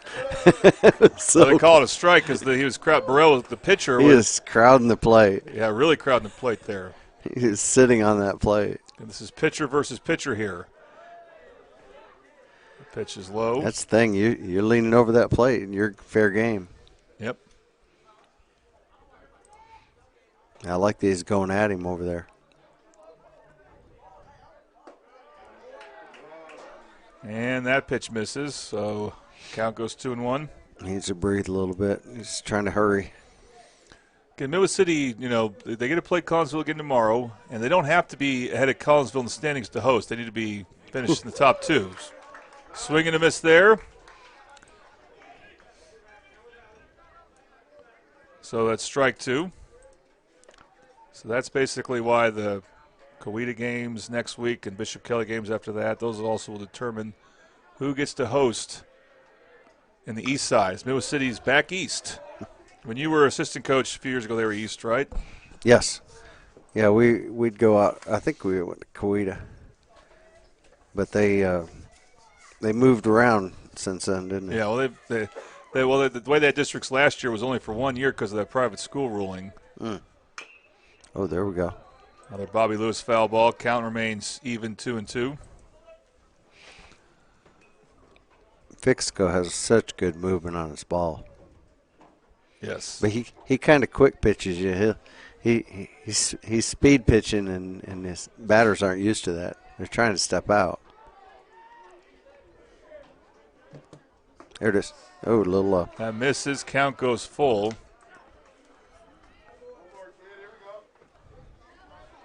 By the way, for Midway City, if they go another pitcher today, it probably would be Noah Polston. So he's playing second now, so you're not going to see much action in their bullpen. If they get to that point. Full count. There it is. He's out. Called strike three. Oh, we needed that. All right, 2 outs. This is what the doctor ordered right here. Patrick Newby strikeout. Out number one. He's got a hit and a strikeout, doesn't he? Yeah. 16.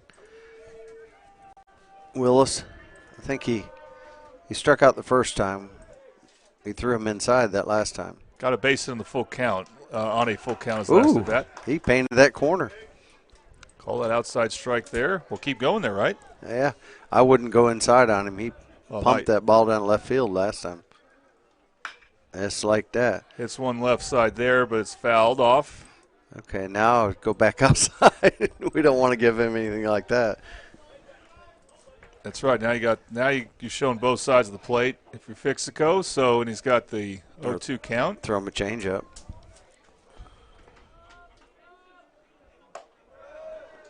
Try to go high fastball. Throw him a curveball here. He's got a nice curveball. Will he use it here? There it is. Woo. It's over the plate, but looks like it was low. The count evens up, 2 apiece. That's probably a good pitch, though. He tried to do it again. Now he's got to come inside. So from 0-2 to 3-2, you really if it's a walk, it would sting. You know. Yeah, you don't want to walk him. I feel better with a single, actually. Me too. Make him earn it. There it is. Payoff pitch, fouled off.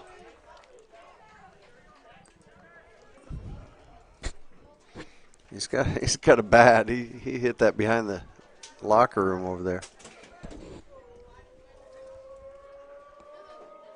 And we'll do it again. Full count. Inside, ball 4. Yeah, it's not really what we wanted, but with his bat, maybe it's not the worst thing, as long as we don't let him go to second. He did steal second his last at bat, talking about first baseman Preston Willis for Collinsville. Hey, you're going to run for him. Probably a one-time pinch run here. Yep. Which means he's stealing. Which means he can run, yeah. He's probably stealing. They're going to try to sneak one over to second. Well, they had a base runner in a pickle a few innings ago, but they couldn't get the out. Yeah, with a lefty, that's real dangerous. Yeah. You get too far off with a lefty, you're toast. He's looking right at you.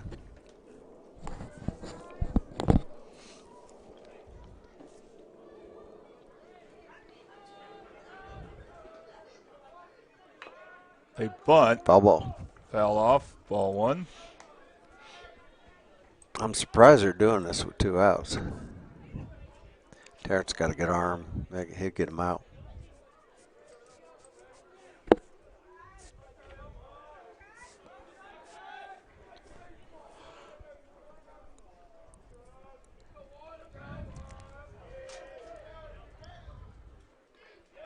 That gets away from Rideau. He's going to try. No, he will not try to get the runner at second. Nah, he's too late for that. Yeah. I think it hit the ground.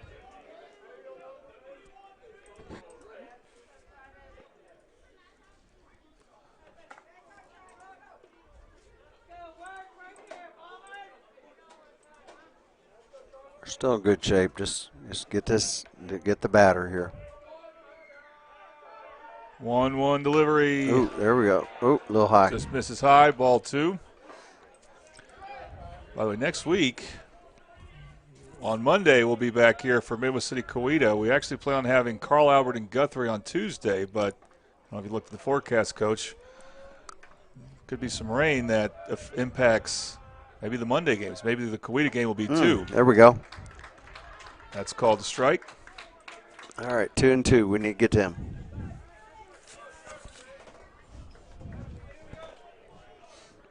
2-2, 2 out.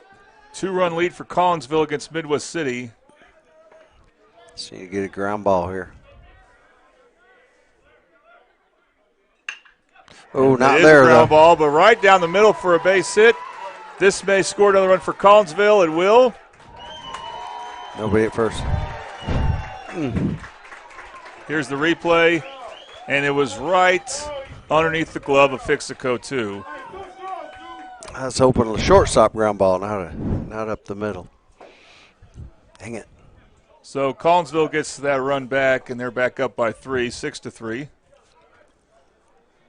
And that's where that walk really stings. Walk and then the wild pitch that advanced the runner to second. Yep. Self-destruct, you know.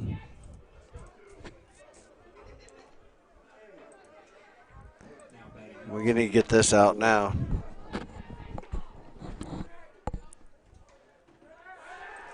Oh, now they have the pickle there. Can they get him this time? Oh, no, geez. they cannot. Again, that throw, that may not have been on McPherson there. That may have been on Washburn. No, it was low. It hit the ground. But they won't call it an error. Right. Well, yeah, that's twice. So it's a stolen base, I assume. That's where he needs to step off, and that way he doesn't have to throw it first. Yeah. Well, that's just twice they've had that opportunity and couldn't come up with the out. He's not keeping them close enough, I think, you know. Yeah. He's letting them get too much of a lead. And he's facing them. He should be able to get them out. Yeah, you're right. It doesn't seem like it's been a priority as much for Fixico to hold base runners. Even though he's a lefty, that's a big advantage.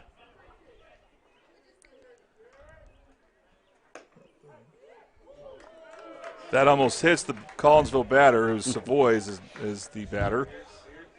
Looping curveball.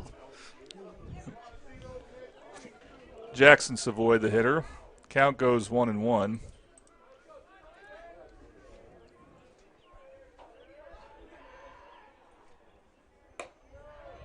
Low and outside. Now it goes 2-1.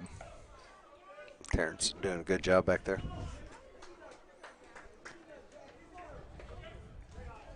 Yeah, as we talked about, it's a new position to him.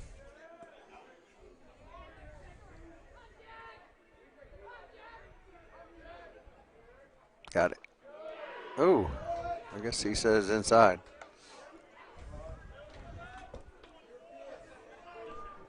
It's 3-1. Pitch count's getting higher.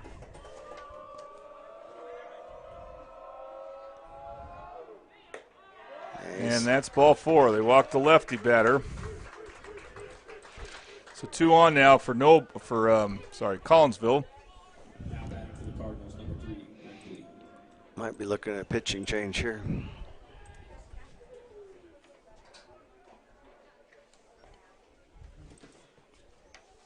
If so, you can count on Fixico staying in the game, but perhaps moving to the outfield.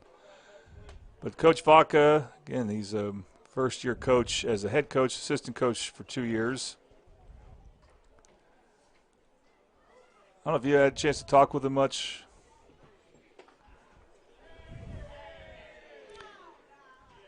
I like him. I like what he's done with the team. He's doing a good job.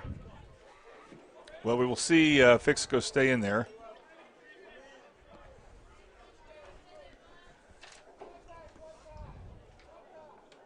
So Ripley again with his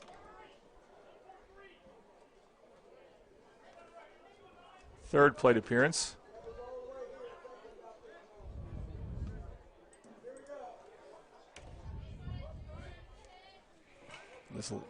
That was a bit of a problem in the second inning, or third inning. Just tough to get that final out, and it's been tough here. Maybe it'll happen here as the ball's popped up. There we go, got it. Turner McPherson, if you couldn't catch it on the screen, he did catch it, and gets out number 3 for Midwest City. So running for Collinsville, and we head to the bottom of the 5th with the Cardinals leading the Bombers 6-3 on the Oklahoma Sports Network.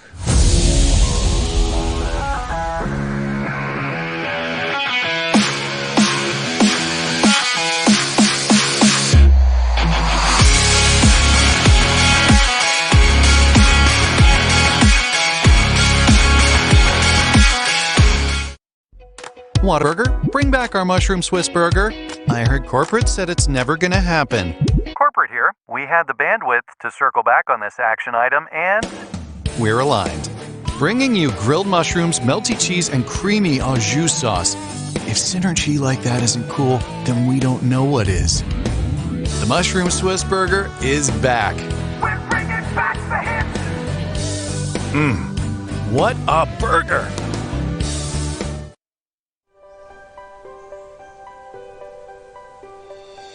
If you've lived in Oklahoma long enough, you'll know that we get extreme weather. With that extreme weather comes hail damage to your roof and an insurance claim. When that happens, there's not a better company to deal with on your insurance claim than Cantrell Roofing and Construction. Since 1987, Cantrell Roofing and Construction has proven to be the best in the business, and always remember, got hail? Call Cantrell. Call them at 405-642-8558.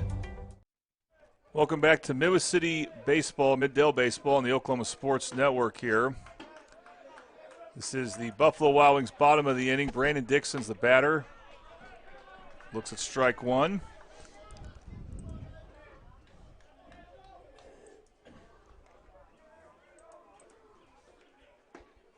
Ooh, he's filling it up. We need to hit that. Strike two. Yeah, Brandon Dixon, I believe he struck out his last at bat. He's not going to get a better pitch than those first two. He's going to be away on this. Up and away. Yeah, but right now, Burrell's throwing really hard for Collinsville. You can just tell by the sound. Oh, yeah. Ooh, maybe. Maybe. The pitcher, he's got to hurry the throw as Dixon can run. It's close. But he does. That is an out for Midwest City. Yeah, like a kid that runs halfway to the fence on he was hauling. You tell an athlete, no. Yeah. He just kept running. Well, he had a really good year in football, kept it going in basketball, and now is batting second and playing right field for baseball is Brandon Dixon. Here's James Washburn. And he's hit the ball well this game. There we go. Right there, but he lined it right to the third baseman. That's a good hit. That's 2 outs. That's a good chuck out there. He just right at him, waiting on it. I think that guy got the other one too, didn't he? Yeah. So here's Kevin Nelson, DH in this game. He scored a run earlier, last inning in fact, after getting on base with a base hit. By the way, Carl Albert, big win against Del Reno, 2-1. Boy, Nelson turned on that one. Bobby Lewis foul ball there and strike one. That's the thing when I coach him. He likes to hit. He just he does not like walking unless you hit him. Yeah. Well, he did get hit quite a bit. Yeah. In that regional, and he got him there again. Right on cue, Coach. You're either going to hit him or he's going to hit at you. Now you have to think you're going to pinch run for him. Oh yeah, he'll get somebody in there now. Looks like we got one coming right here. Nope. I thought it was. I'm surprised. You can get just one run back, you're still taking. Well, with 2 outs, maybe not. Yeah, but that's the thing with 2 outs. Don't want to waste on 2 outs. Yeah, but I don't know how many more at-bats he's going to get. So, but you're right. They may possibly could bat in the bottom of the 7th. Yeah, I think he's going to get one more. So here's Fixico, who was 2 for 2. He's really done well. He's hit the ball the other way. He's done it with 2 strikes. We need him to hit that ball right down the right field line. Just drop it over the first baseman's head, and even Kevin will get the third. Kevin's staying real close. He thought about it. Slow ball one. Fixico thought about it, but he thought better of it. It's Buffalo Wild Wings, bottom of the 5th inning. They're on Tinker Diagonal, 5500 Tinker Diagonal. Every Tuesday and Thursdays, buy one, get one. 50% off, so go tomorrow. Ground ball. Slow ground ball. Yeah, but the pitcher's able to get there in time for the out at first. And so it will be a 1-2-3-4 inning for Midwest City. They got 2 more chances to catch up here, down 6-3 to Collinsville right here on the Oklahoma Sports Network.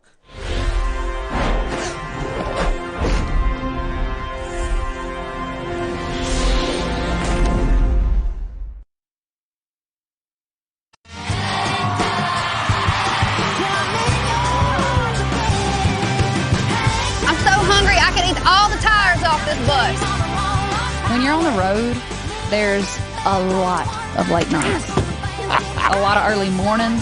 Not supposed to say that. A lot of honey butter chicken biscuits. You hear my belly growling? Yep. I'm going to need one of those right now. And a lot of good times with my band. What a burger! Experience the best wash in town at Tommy's Express. You'll love our open and bright tunnels, easy loading flat belt conveyor, unlimited membership, and free vacuums and mat washers. Experience the difference and visit Tommy's Express today.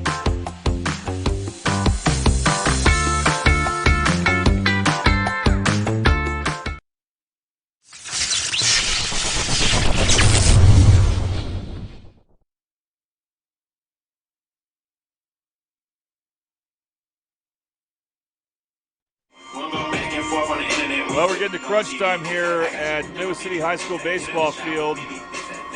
And Midwest City has some catching up to do, down 6-3 to Collinsville. Jordan Ray joined by Coach Judson. This inning is brought to you by Confidence Chevrolet Buick GMC. Your hometown dealer for new and pre-owned vehicles. Visit us today at Confidence Chevrolet Buick GMC Exit Kuderberg at 6100 Tinker Diagonal in Midwest City. Confidence is Cavender. Well, Coach, one of the things I'm thinking about this baseball season is Carl Albert, the two-time defending champs in baseball. They lost a ton of seniors. So how will they do when they play, phase 2 of district play against some undefeated teams? And they took on El Reno today at Carl Albert and won the game 2-1. So is it a rebuild or a reload? But I don't know yet. But that's a big win for them to put themselves in position to host another regional themselves. Now Midwest City will make a pitching change. Jesse? Believe so.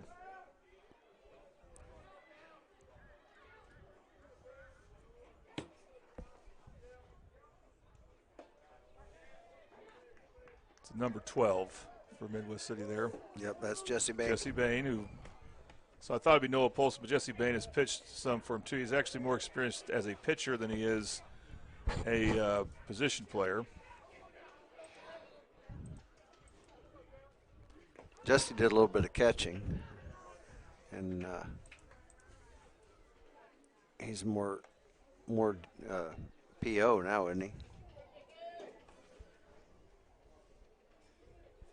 Yeah, I believe so.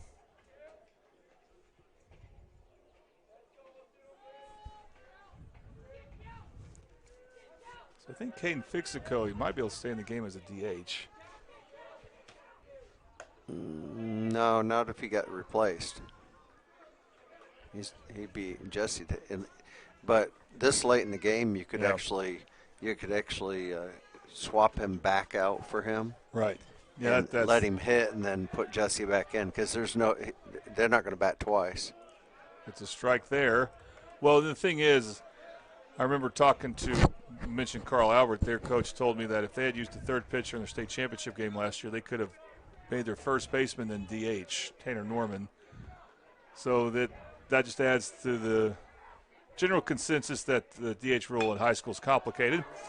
That ball is hit the other way and lands. Oh, no. And it will be past the Dixon, the left fielder, for extra bases there. Yeah, actually, I'm sorry, that's Fixico. Fixico moved to right field. I missed that. So Dixon, I think, is in left now. And so Fixico is first at bat as a right fielder this game, and he misplays that, so that leads to 2 bases for Collinsville. So who did he go in for? Well, no, it's just a position change, isn't it? Jesse came. Yeah. Jesse went from third base. Yeah, he's at third base. I think they brought a new. Turner went to. Is that Turner at third? Who's at third? We'll have to take a closer look at that when we have a chance here. But now Collinsville wants another run, so they're going to show bunt. And they know how to do small ball. Like the Bombers had the wheel going there.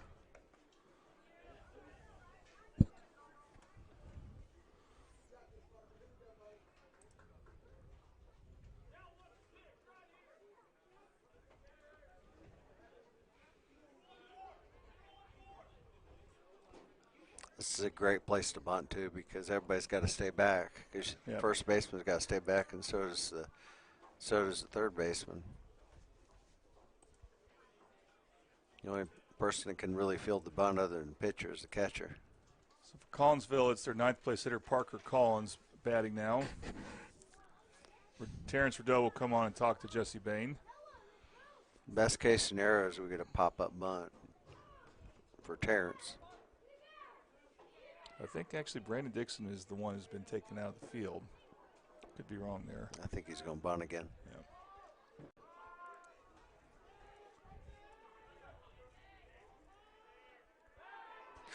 Ooh. Going to go to second. Bit of an adventure there, but yes, it was. Polston was able to field that. They had shortstop headed to third too at the same time.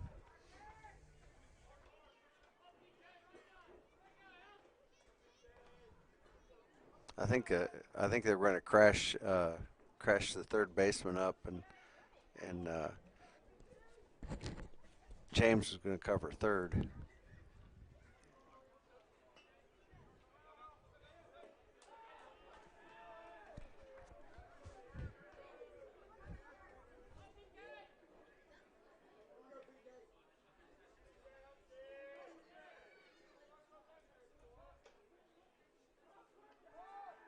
Still showing bunt.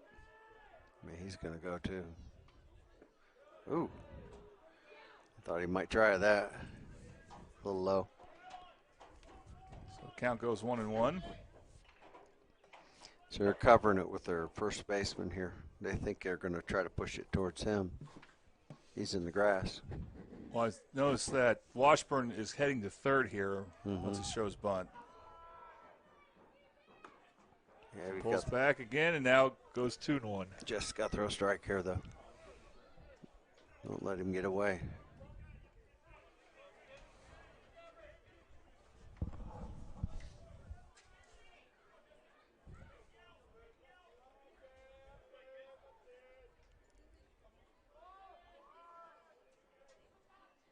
Still showing bunt. Up, right there. That's what you wanted right there. With a catch, looks back at second. No chance to play there, but that's a big first out.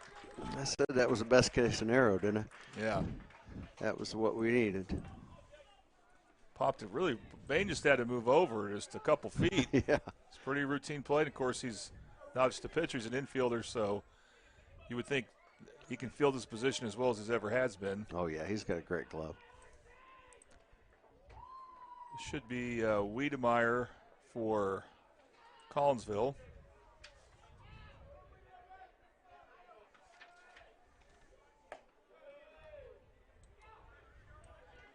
First pitch ball. Got away from him.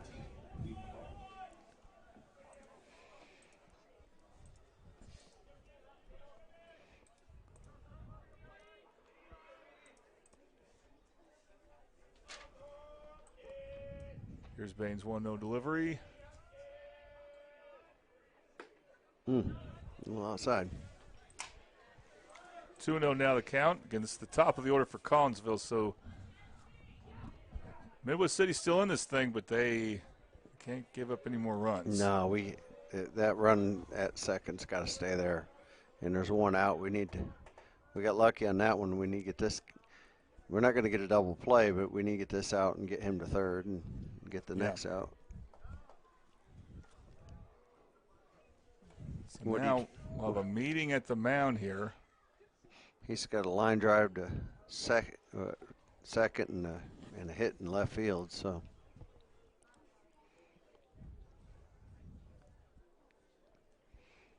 comes Coach Vodka. How much of this is about pitching and just how much of it's about how to field another, maybe not a bunt, but just any ground ball hit to an infielder? Usually with everybody up there, it's not about the pitcher. It's about how we're going to handle that runner right there, and what to do if they try to bunt. It looks like Jesse's kind of favoring his left arm as if something issue with his wrist strap there or something. But he's still pitching. Yeah, he's all right. I think that ball slipped out of his hand earlier. I don't think it's his wrist.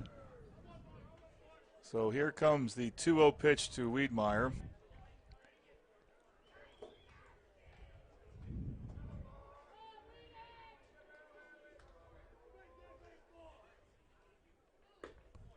He's just a little wild today. Count goes to 3-0. When I pitch, if I was struggling with that outside, I throw it inside. Throw it a little bit inside, and it'll hit that inside corner if you throw it right in the batter's box, because he's leaning a little bit. You see that? And that'll be a 4-pitch walk. At least now you have a force play at third base and second base. Yeah. But now you got less room for error too. Jesse's landing outside. Bentley Brown, the batter.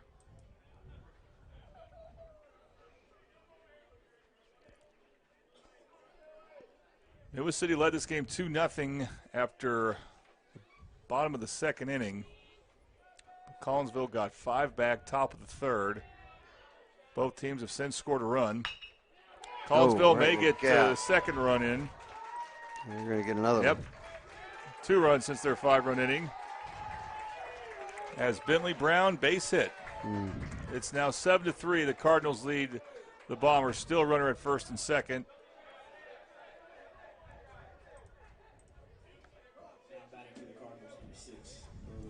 Now J.J. Burrell, the pitcher for Collinsville, will be batting. Thought we might have had a chance at that one. Just a little bit too far away from James.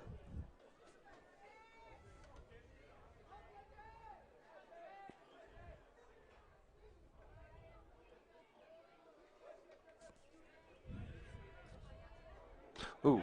That gets past the catcher. Both base runners will advance, so now we got runners at second and third still. Jesse's having a hard time holding on to the ball. He's favoring his fingers. I think he needs something on his hand. It's slipping out of his hand. That's the second time it's done that. So then are there anything the rules allow for? Or yeah, not? You can use chalk, but also what I like dirt. Just a little bit of dirt in your hand. It just kind of dries it out and roughs it up a little bit. Just grab a little bit from below you. Mm-hmm. But I really didn't use a lot of chalk. Well, they walked. I guess they decided to just signal intentional walk. Yeah. Yeah, they put him on. So the bases are now loaded here. Infield in, and we're going home. Got the cleanup hitter, Preston Willis, batting here. Yeah, the whole infield's in, though. Tough spot. Yep. Ooh, don't hit him, though. That's the worst case scenario. We need to let him get a ground ball. This is where you just wish that some of those defensive mistakes in the third inning. Mm-hmm. They hurt. Not made them. You could have held on, if anything, to Fixico a little bit longer. Yeah, if they don't make the mistakes, Fixico's probably still in there. Yeah. That ball's fouled off. Strike one. I've always said that about 60% of the pitching changes that we make as coaches is not because of the pitcher. It's usually because of their defense behind them. Yeah. You're doing a good job, and we drop one in center field. We let one hit in right field, and that's that led to those 5 runs. Well, but then the pitcher himself overthrew first base too. And they did it to himself. So and that's what we call routine plays. The one in center field was not a routine play, but the one in right field and the pitcher one those are routine plays. Yes, just in the case, but in the makeable play in center field, and then in the case in the right field mishap, it was the sun was a factor. Yeah, the right field, or the center field was not routine, but it should have been. It could have been made. Yeah. But the one in right field, I thought was a definite routine play. Well, it's a 3-1 count. So Bain may walk in a run here if he can't find the zone. Might as well throw one in and just just let him hit it. See what happens. Just throw him meat and see what he does with it. Yeah, if he pounds one, he pounds one. No, I can't outside do that. the zone, and that's going to walk in a run. And Collinsville now is up 8-3. Base is still loaded. I think he's done.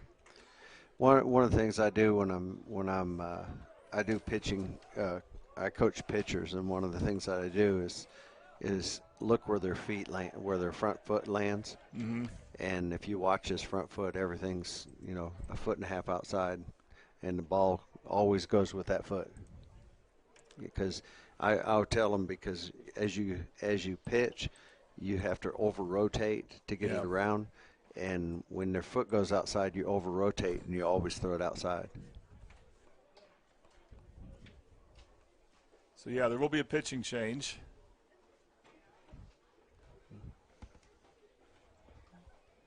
Bain will stay in. Betting that's Polston. Didn't check and see, but we'll get a look at his number here in a second. Just going back to third. Who's coming in?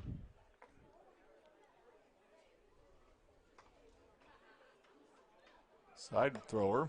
A little submarine. Is that what they call that? Yep. It's an interesting motion. Well, one of his first batters will be a lefty.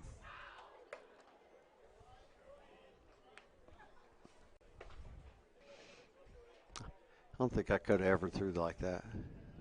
That's impressive. Got to really practice it, that's for sure. That's impressive to be able to do that. I wish he would just turn around once so I can get a look at his number. Right? I don't know who it is. He keeps the ball down, though.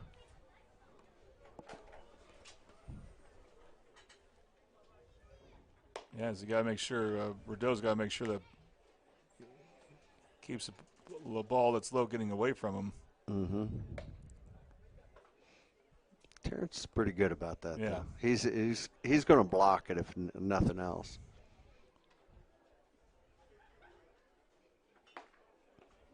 He's filling it up, so here you go. Yep. One. Number one.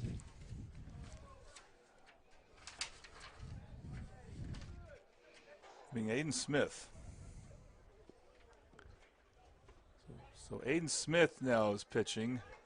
He may have been at third base. I don't know.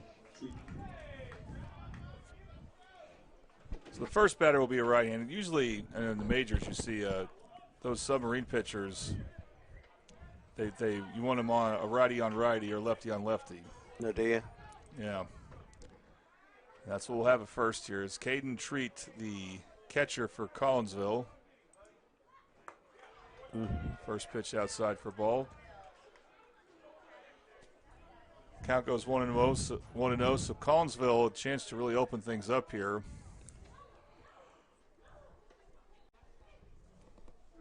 Bombers got to find the strike zone. There it is. They do, but get Collinsville. Get that. Okay, all right. This they one get to the one. outfield. It's caught for an out and a run. They get a run, but they hold that runner at the second. But that 9-3 is going to be tough to come back from. Yeah, so Treat with a RBI sac fly to right field. That was, I believe that was caught by Gamble. I think he stayed in left field there. And, yeah, like you said, 9-3, that's going to be tough to come back from. But at least it's a second out here. The good thing is they play them again tomorrow, and Yep. They know they can hit. Right. They hit them really well. So now it's a lefty batter, Savoy. Let's see how this works. you don't want to. He's been kind of in that batter's box over there with those pitches, so gotta be careful.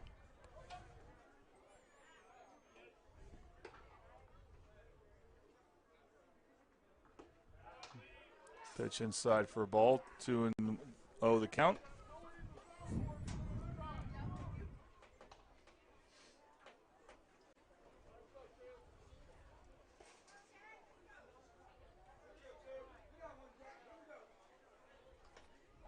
What's Aiden's grade? Foul ball. Pick it up. Foul ball there. You know, I didn't get that one. Yeah, I don't know him. He must be a sophomore. I don't recognize him as a freshman. It's Bobby Lewis foul ball. Bobby Lewis surprisingly great rates at 2 locations to serve you, both Choctaw and Midwest City. And not a lot of seniors on this Midwest City team, though. That's a good thing. A lot of players you like coming back, including their top 2 pitchers, Fixico and Washburn. What's he? Fixico. He's a junior. Okay. Got him 1 more year, and Washburn another year too. Yep. Same with Lincoln King. Mm-hmm. Rideau's got 2 more years. That pitch outside. Counts 3-1.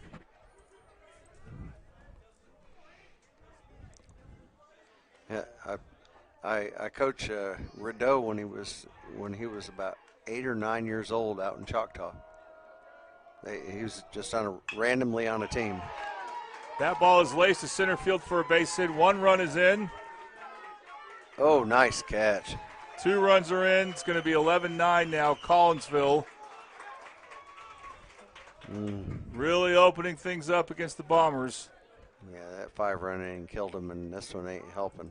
Well, again, if your pitcher can just stay in the game, but when you have to go to the bullpen, and again, Noah Polston would be a good option, but they're not going. They don't want to go to him right now. So no, I wouldn't. You got at this point, you got to say we'll go to tomorrow.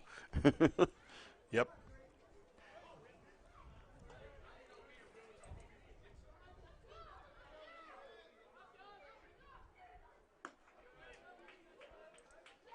Pitch outside should be Josh Rimpley, the batter. It's just a good hitting team. Yep.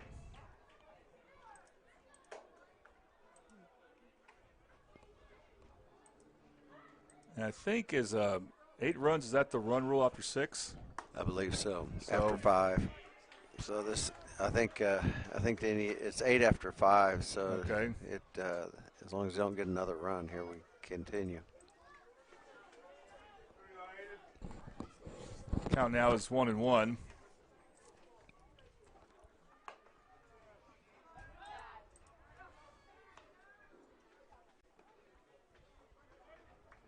Two and 1. So I thought it was 10 after 5 and then 8 after 6 maybe, but I don't remember the exact. Oh, it's 8 after. Is it 8 after 6? Yeah. So we're in the 6th now. So of course, Midwest City will get a hit the bottom of 6 no matter what. Yep. Yeah, at least get one more at bat in either way. Yeah. But we don't want any more runs. No. Count goes 2-2, 2 outs.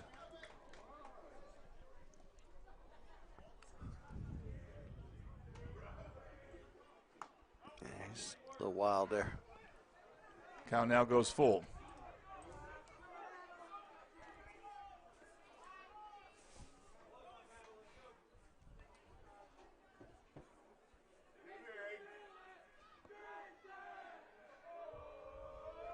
There it is. Ball is jerked for a foul ball. Bobby Lewis foul ball.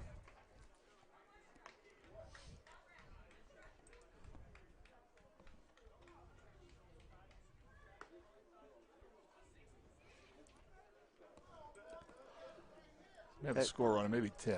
Maybe 10-3. I had 11-3. 10 on the scoreboard. Oh, that's maybe. Hit to left there field. It is. Beautiful catch. And that's caught for out number 3. Nice dive. Good job in the outfield by Mason Gamble. I believe that's who made the catch there. And we head to the bottom of the 6th. Collinsville up big now on Midwest City right here on the Oklahoma Sports Network.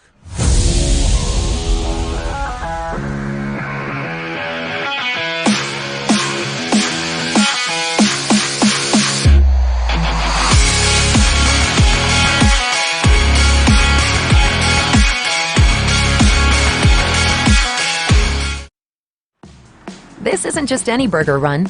This is a burger run for Whataburger Sweet and Spicy Bacon Burger. 2 fresh all-beef patties with melty cheese, grilled onions, crispy bacon, and sweet and spicy pepper sauce. 1 for you, 1 for him, and 1 for your unofficial roommate, Brad. Always order an extra. You know, for Brad. The all-time favorite sweet and spicy bacon burger from Whataburger. Just like you like it. Have you ever seen an insurance commercial and ask yourself, are they really telling me the truth? Well, guess what? They're not. Somebody runs a red light, and you think all of a sudden their insurance company's going to be all neighborly about it? Insurance companies aren't in the business of saving you money. They're in the business of keeping your money. So remember, save our number in your phone so when tragedy strikes, call Rob and Will. Welcome back to Middale Baseball on the Oklahoma Sports Network. Bottom of the 6th inning.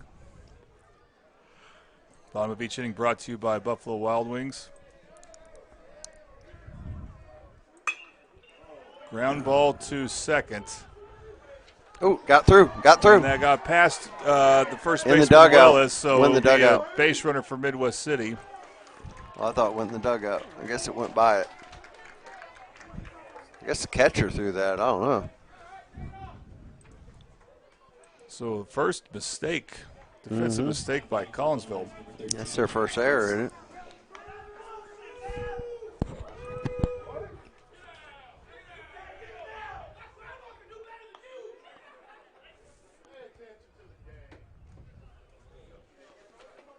So Jesse Bain was the batter there, and he will take second base. Hey, whatever it takes to get on, right? Yeah. Jesse's hitting the ball. He's doing a good job. Turner McPherson takes the inside pitch.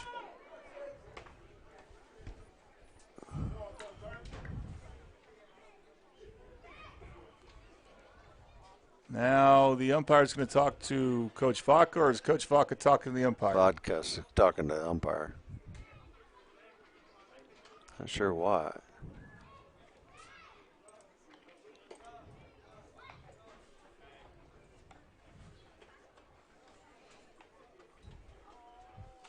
I think he's complaining about his warm-up pitches from the mound. I don't think you're supposed to do that. You know? Yeah, he's not taking warm-up pitches now, but no, but you're not supposed to be throwing to your defensive players. I think that's what he's complaining about, but maybe not. Well, we're going to resume play. McPherson, the batter.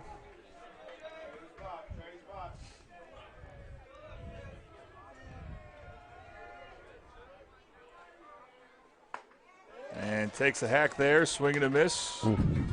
Strike one.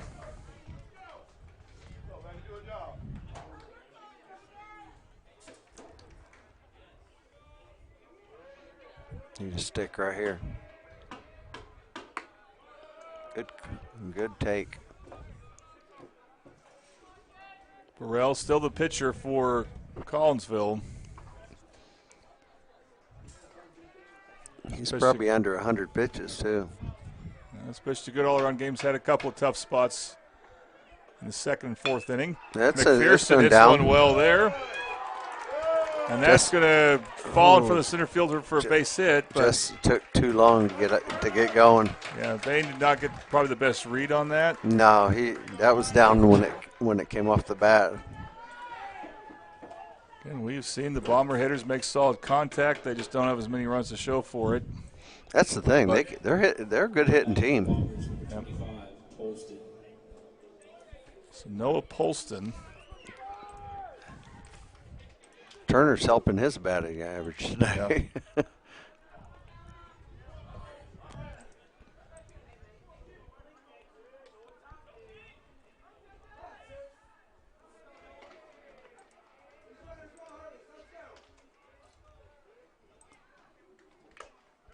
Big hack there, swing and a miss. Yeah, you're right, Tony. I mean, well, I think what Coach Vaca said about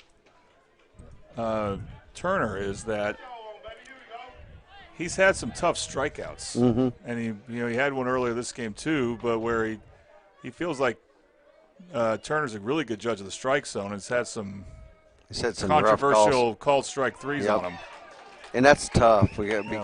Because that hurts your confidence. It makes you swing at pitches you shouldn't be swinging at. That's one thing I always say is give me a strike zone that stays the same, because if your strike zone stays the same as a batter and a pitcher, then you kind of know what to expect. But when they start moving it around on either pitcher or the hitter, it's frustrating. Yeah. As a pitcher, I hated it when that floating little strike zone would happen.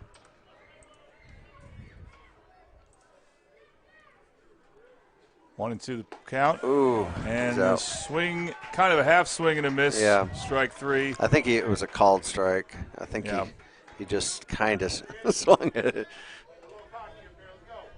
Now batting for the Bombers, number 2. Lincoln King.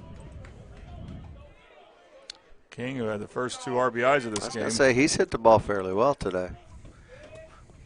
He's still got to run at the corners, though.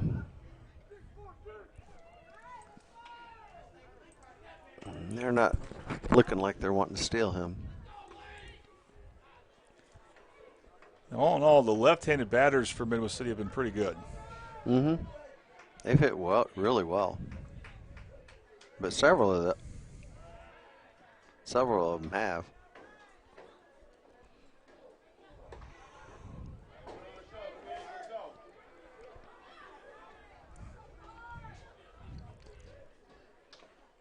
There we go. Now we got him at second. That's one way to get him over there. Yeah, that almost hit Lincoln. Lincoln did get hit by a pitch earlier this game as well. Yeah. So it'll just be a low ball one. Yep. I think I'd rather him hit myself. Yeah. We have not been able to crank one over in right field the whole game, though. Maybe this time. Yes. A little tough call there. Strike called. That will even the count. Definitely at the lower end of the strike zone there.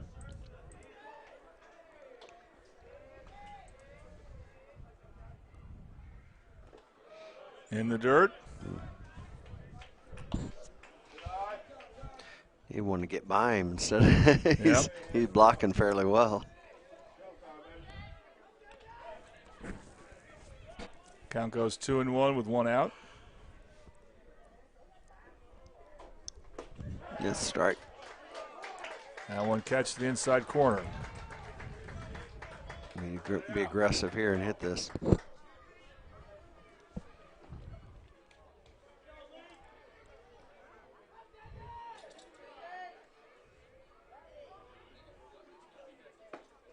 A little low. Yeah. Scared good eye me. there. Yeah, I know. Scared me. Okay, it's full. Better be aggressive here, though, because I have a feeling it's coming in there. He hasn't shied away from it. Oh. Swing and a miss there, strikeout. And in that case, it was probably a little high. But that's what we've seen Burrell do with runners on base. He gets strikeouts. 2 outs now. Back to the top of the order. So Terrence Rideau coming up. Now batting for the Bombers, number 6, Rideau. All right, T. Got 2 on, 2 out. Let's go.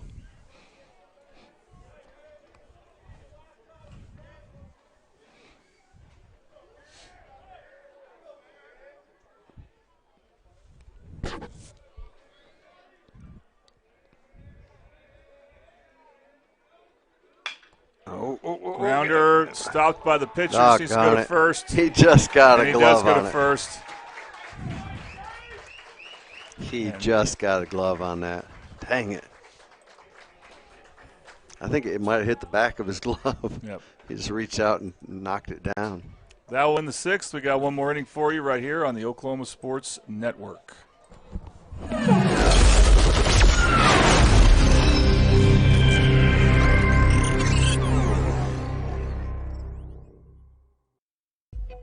Whataburger, bring back our mushroom Swiss burger. I heard corporate said it's never gonna happen. Corporate here. We had the bandwidth to circle back on this action item, and We're aligned. Bringing you grilled mushrooms, melty cheese, and creamy au jus sauce. If synergy like that isn't cool, then we don't know what is. The mushroom Swiss burger is back. We're bringing back the hits. What a burger!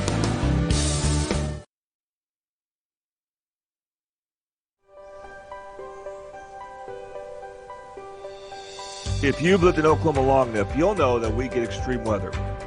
With that extreme weather comes hail damage to your roof and an insurance claim. When that happens, there's not a better company to deal with on your insurance claim than Cantrell Roofing and Construction.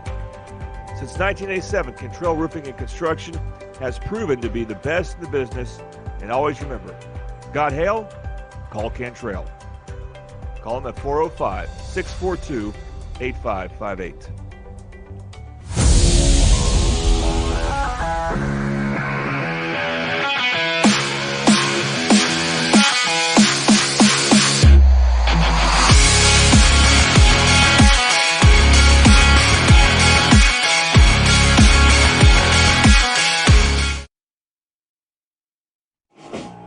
Welcome back to Middale Baseball on the Oklahoma Sports Network. We're at the top of the 7th inning. I want to once again thank our sponsors, including our top of the inning sponsor, that's Confidence Chevrolet Buick GMC. Also, mentioned our strikeout sponsor, Patrick Newby, had some action last inning. Foul ball sponsor, Bobby Lewis. Buffalo Wild Wings, our bottom of the inning sponsor, and Triple Elite is our replay sponsor.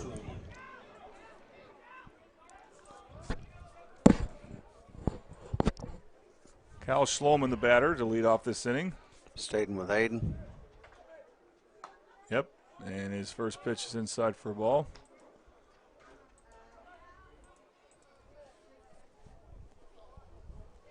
Miner will be back with more Middale baseball here next week. No matter what happens here tomorrow, Bombers still have hope of hosting a regional. That's a swing and a miss, strike one. But they're really going to need to beat Coweta, and that's who their opponent is next Monday. Wouldn't hurt to sweep them. Nope. Swing and a miss there, strike two. Nothing easy about that either, but Bombers have to get past two of the three really good teams in their district. This being one of them, Collinsville. The ball's fouled off.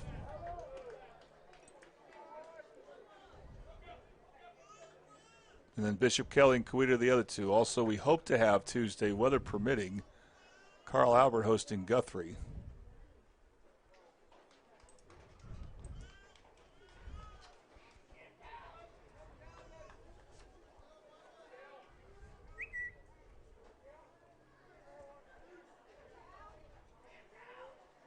One-two pitch. That's fisted off. Foul ball. Bobby Lewis foul ball. Count remains 1-2. So Coweta is 10-9, but they're 7-1 in district. Oh, so that means they lost. Did they? Yeah, if they're 7-1, that means that Bishop Kelly beat them. What is today? Bishop Kelly beat them 1-3. Okay. 3-1. So low scoring game there. That ball is popped in the air towards foul territory. It lands on the Collinsville dugout. So Cal will remain 1-2 with that Bobby Lewis foul ball. Yeah, that was today. So yeah, they beat him.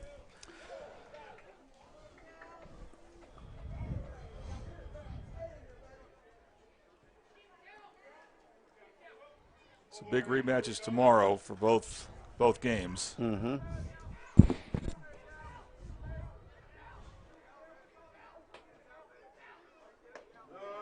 And that is called strike three. He must have just tipped that inside corner right there. That was beautiful. Patrick Newby, Farmers Insurance, strikeout. Aiden Smith with a good placement. And there's one out now. Ninth place hitter for Collinsville. Their center fielder is up.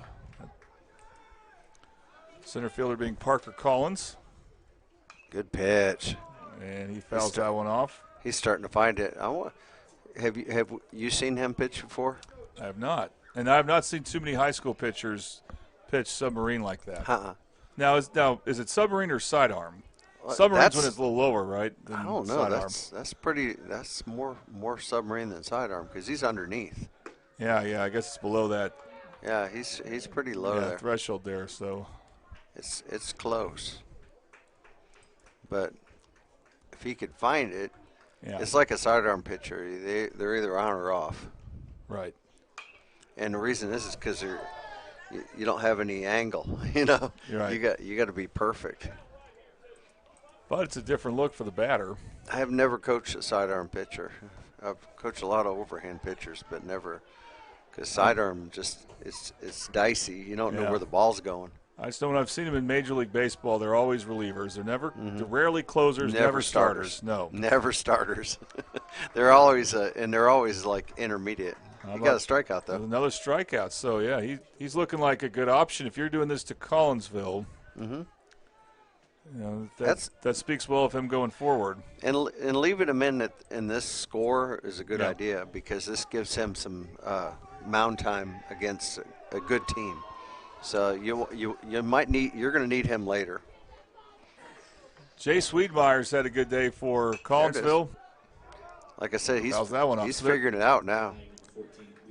Yeah, a lot of foul balls where they're just not seeing it as well as they normally do. Well, because the ball drifts differently on those pitchers. I hated hitting those because a sidearm or submarine they're tough to hit because they spin out. Usually, is it? That's a strike. Just when you think it's going to come in, it's going to spin out. It doesn't. And is it not as taxing on the shoulder? They say it's not. It's like an underhand pitch, but I don't know. I never threw one. The only time I had a sidearm is when playing infield, and I didn't do a lot of that. I pitched and played outfield. Right.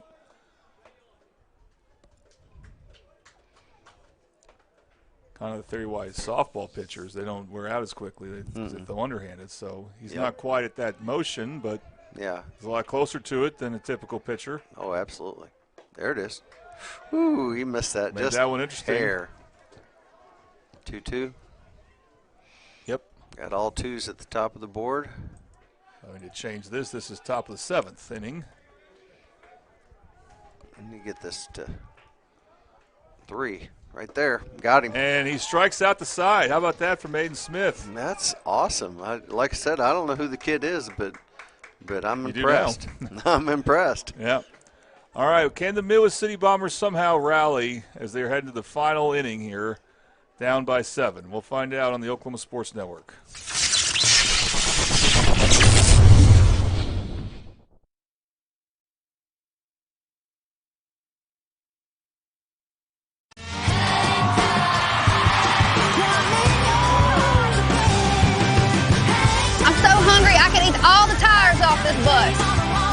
When you're on the road, there's a lot of late nights. A lot of early mornings.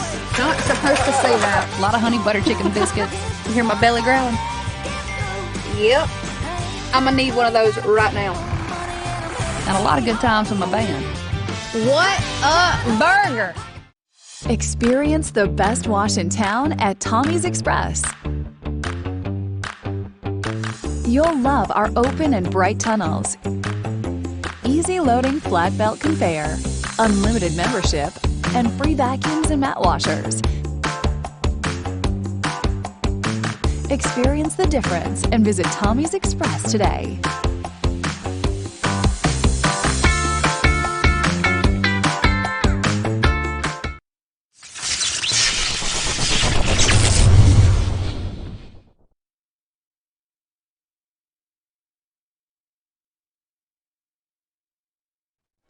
And welcome back to Middale Baseball on the Oklahoma Sports Network. This is the bottom of the 7th inning. The Bombers have 3 outs to work with to somehow score 7 or more runs.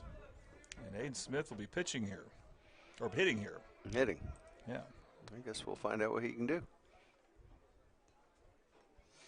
course, the Bombers DH for Kevin Nelson, so whoever's pitching is He's in the lineup to bat, too. Well, who batted last? That's a good question. Is it Washburn? Maybe Kevin Nelson's spot. So he's in Kevin's. Yeah. Yeah. I don't quote me on that. Might be. I lost track of that. I'm not keeping the stats at the moment. The same pitcher for them. He's going to go the whole game. Okay. Oh, so he's batting for Brandon Dixon, and I do remember Brandon Dixon coming out of the game. Oh, in the okay. Outfield, so Okay. So that's the second hole spot. Check swing there. Yeah, but see what the kid can do. You know, just like with the pitching. Find out what the kid is, what he's got made out of. He's young.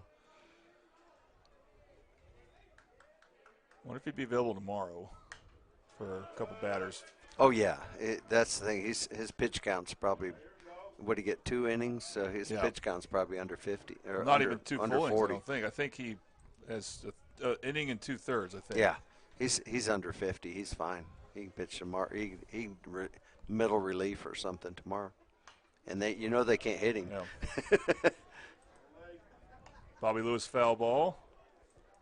Well, it'll be James Washburn pitching tomorrow, and hopefully James he needs takes to it be all on the way.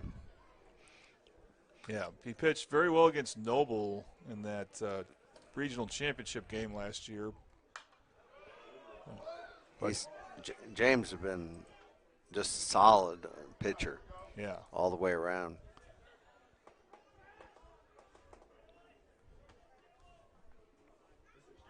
And by the way, any runs here Midwest City scores would put them in range to have a tiebreaker with Collinsville if they win tomorrow. But they would have to, as of right now, if this score holds, it's another foul ball. They'd have hurts. They'd have to beat Collinsville by 8 runs or more to get a tiebreaker. Just a head-to-head tiebreaker. Yeah, you really need to get a couple anyway. You're not going to get the whole thing likely, but you got to get. It'd be nice to get to 5.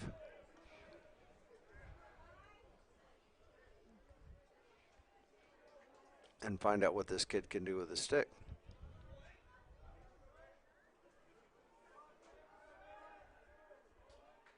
One-two delivery. Strike. Called, strike 3. That's not going to make Coach Vodka happy. Well, just too many looking strikeouts. Yeah, too many caught lookings. Where's Kevin's coming up here? So he's so you're right. Second place in the order for Brandon. Yeah. So James isn't going to take a strike.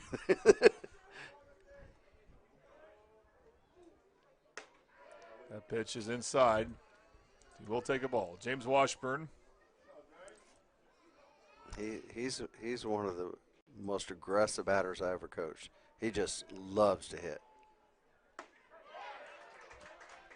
He didn't like that pitch, huh?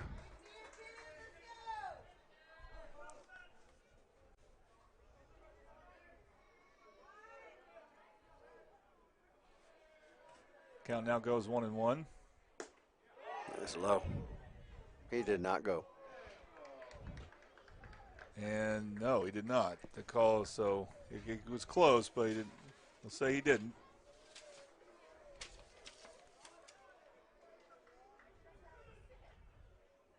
Oh, gee, I can't believe they didn't hit him.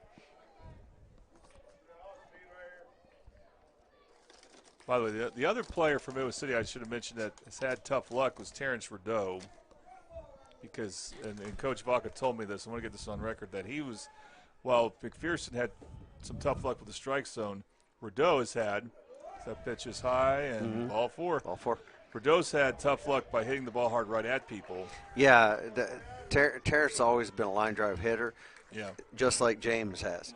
Just a line drive hitter. And sometimes I was talking to one of the players today, and he says he keeps hitting line drives. He said, I don't know what to do. I said, don't change. Yeah, just keep hitting. It'll go. It'll drop. Come to you. You don't ever want to mess around with line drives. If you're doing those things, just leave it alone. Kevin Nelson, the batter. Yeah, we need a big hit from Kevin here. He did have a base hit earlier and scored a run. Got hit by a pitch. Yep. Which is customary for him. He loves to sit on the plate.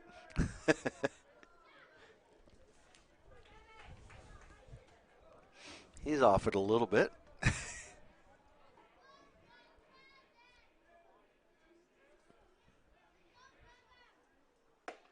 Takes a big hack there. They go back to first. Close play, but they say he's safe. That was close. So the count now goes to 1-1.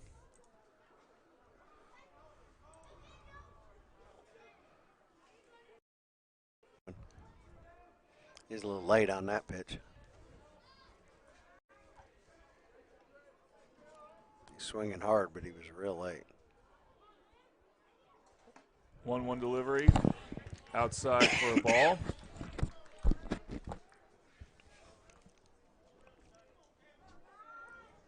Two one. I think this would be a good time to get a knockout in right center.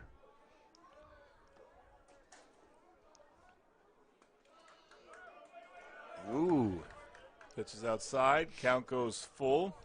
Both the corners are in the outfield. They're playing right up the middle. How much longer will they stick with Burrell? I believe that's still in pitching. Look how deep third baseman is. Yeah. And the left fielder is almost halfway to center.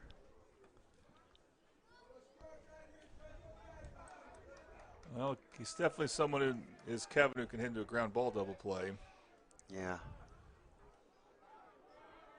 Or get it right He's through the showing shortstop. bunt. I guess he's going to take here. He ain't bunting. Yeah, he's he's just draw a walking. walk. Ball four. He was just drawing a walk. Making that pitcher think about it. Now batting for the Bombers, number 9, Mexico. By the way, I think that's number 9 pitching for. Oh, they changed pitcher? Yeah, so that's Trent Foster. Oh, they must have brought him in at the beginning of the inning. But Yes. now they're going to talk to him. I guess the other one's pitch count was getting up there. Yeah. He had to have been close to 100. Well, again, if you're Midwest City, even if you come up short, there's value in scoring runs here, as Caden Fixico will be the batter coming up. Mm-hmm. Yeah, there's always value, season-long value to scoring runs because they we know they're not going to get any more. Yeah. But we can get a couple more and make it because at the end of the season that makes a big difference. Well, yeah, you never know when district points, as they call it, could be a factor. So as it stands right now, Midwest City would lose 7 district points. Yep. So you would rather lose 6 or 5 or whatever you can make the final number here. Yep. Just right here, if you get one, it helps. You know? But we did pull Kevin out for a pitch runner. Yes. This is where you do it. Remember we talked about it. And, he'd get one more at bat, and he did. Now you got speed at first, and he's way off because first baseman's way back. He's creeping.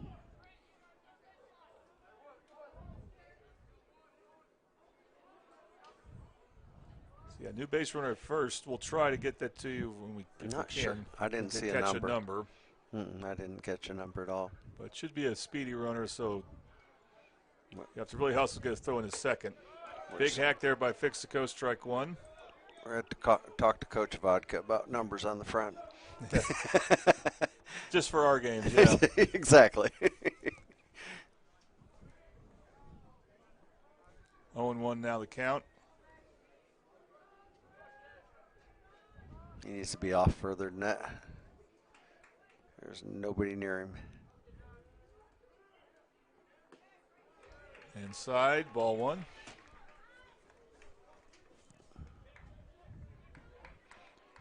Fixico's had a good day at the plate. Not the pitching game you wanted, but he had his moments. And well, some of that was defense, too, when you look at the score.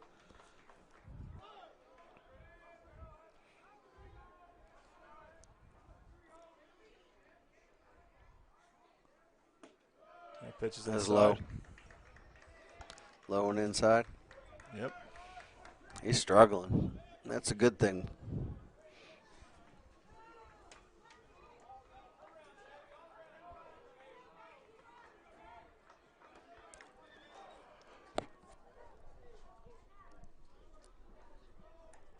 Jesse Bain spots due up here if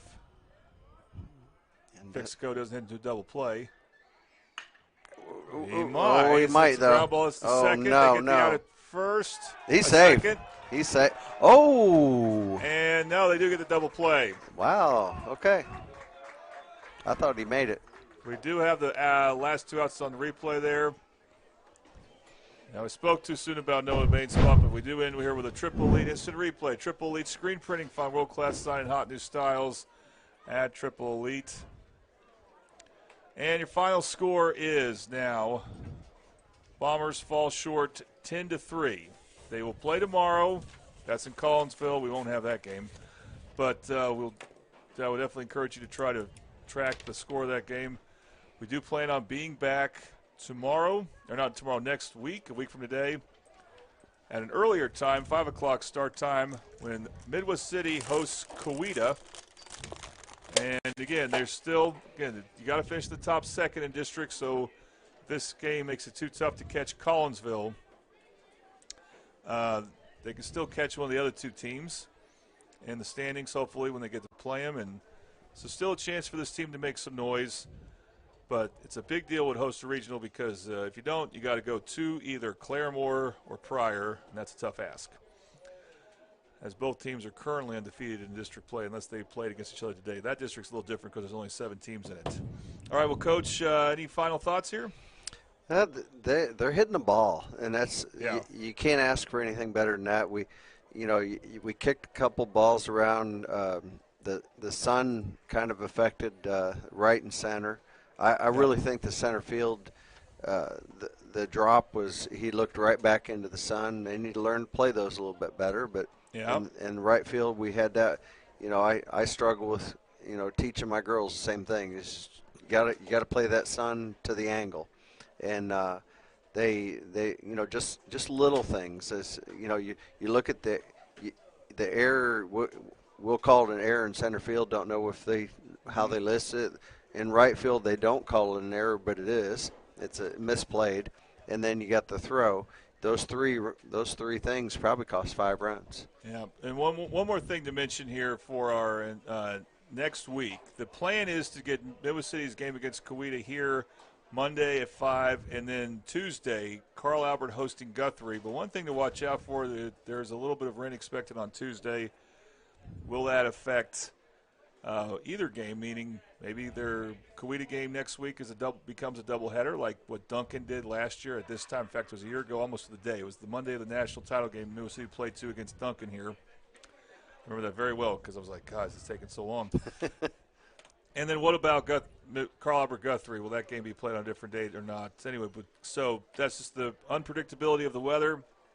So stay tuned for any details about that. Again, last week we had our first baseball game of the season on the Oklahoma Sports Network on a Wednesday as they moved Carl Albert Del City back a day. So you just never know. But, Coach, thank you for being with me tonight, and I look forward to our next time we're together. Sounds good.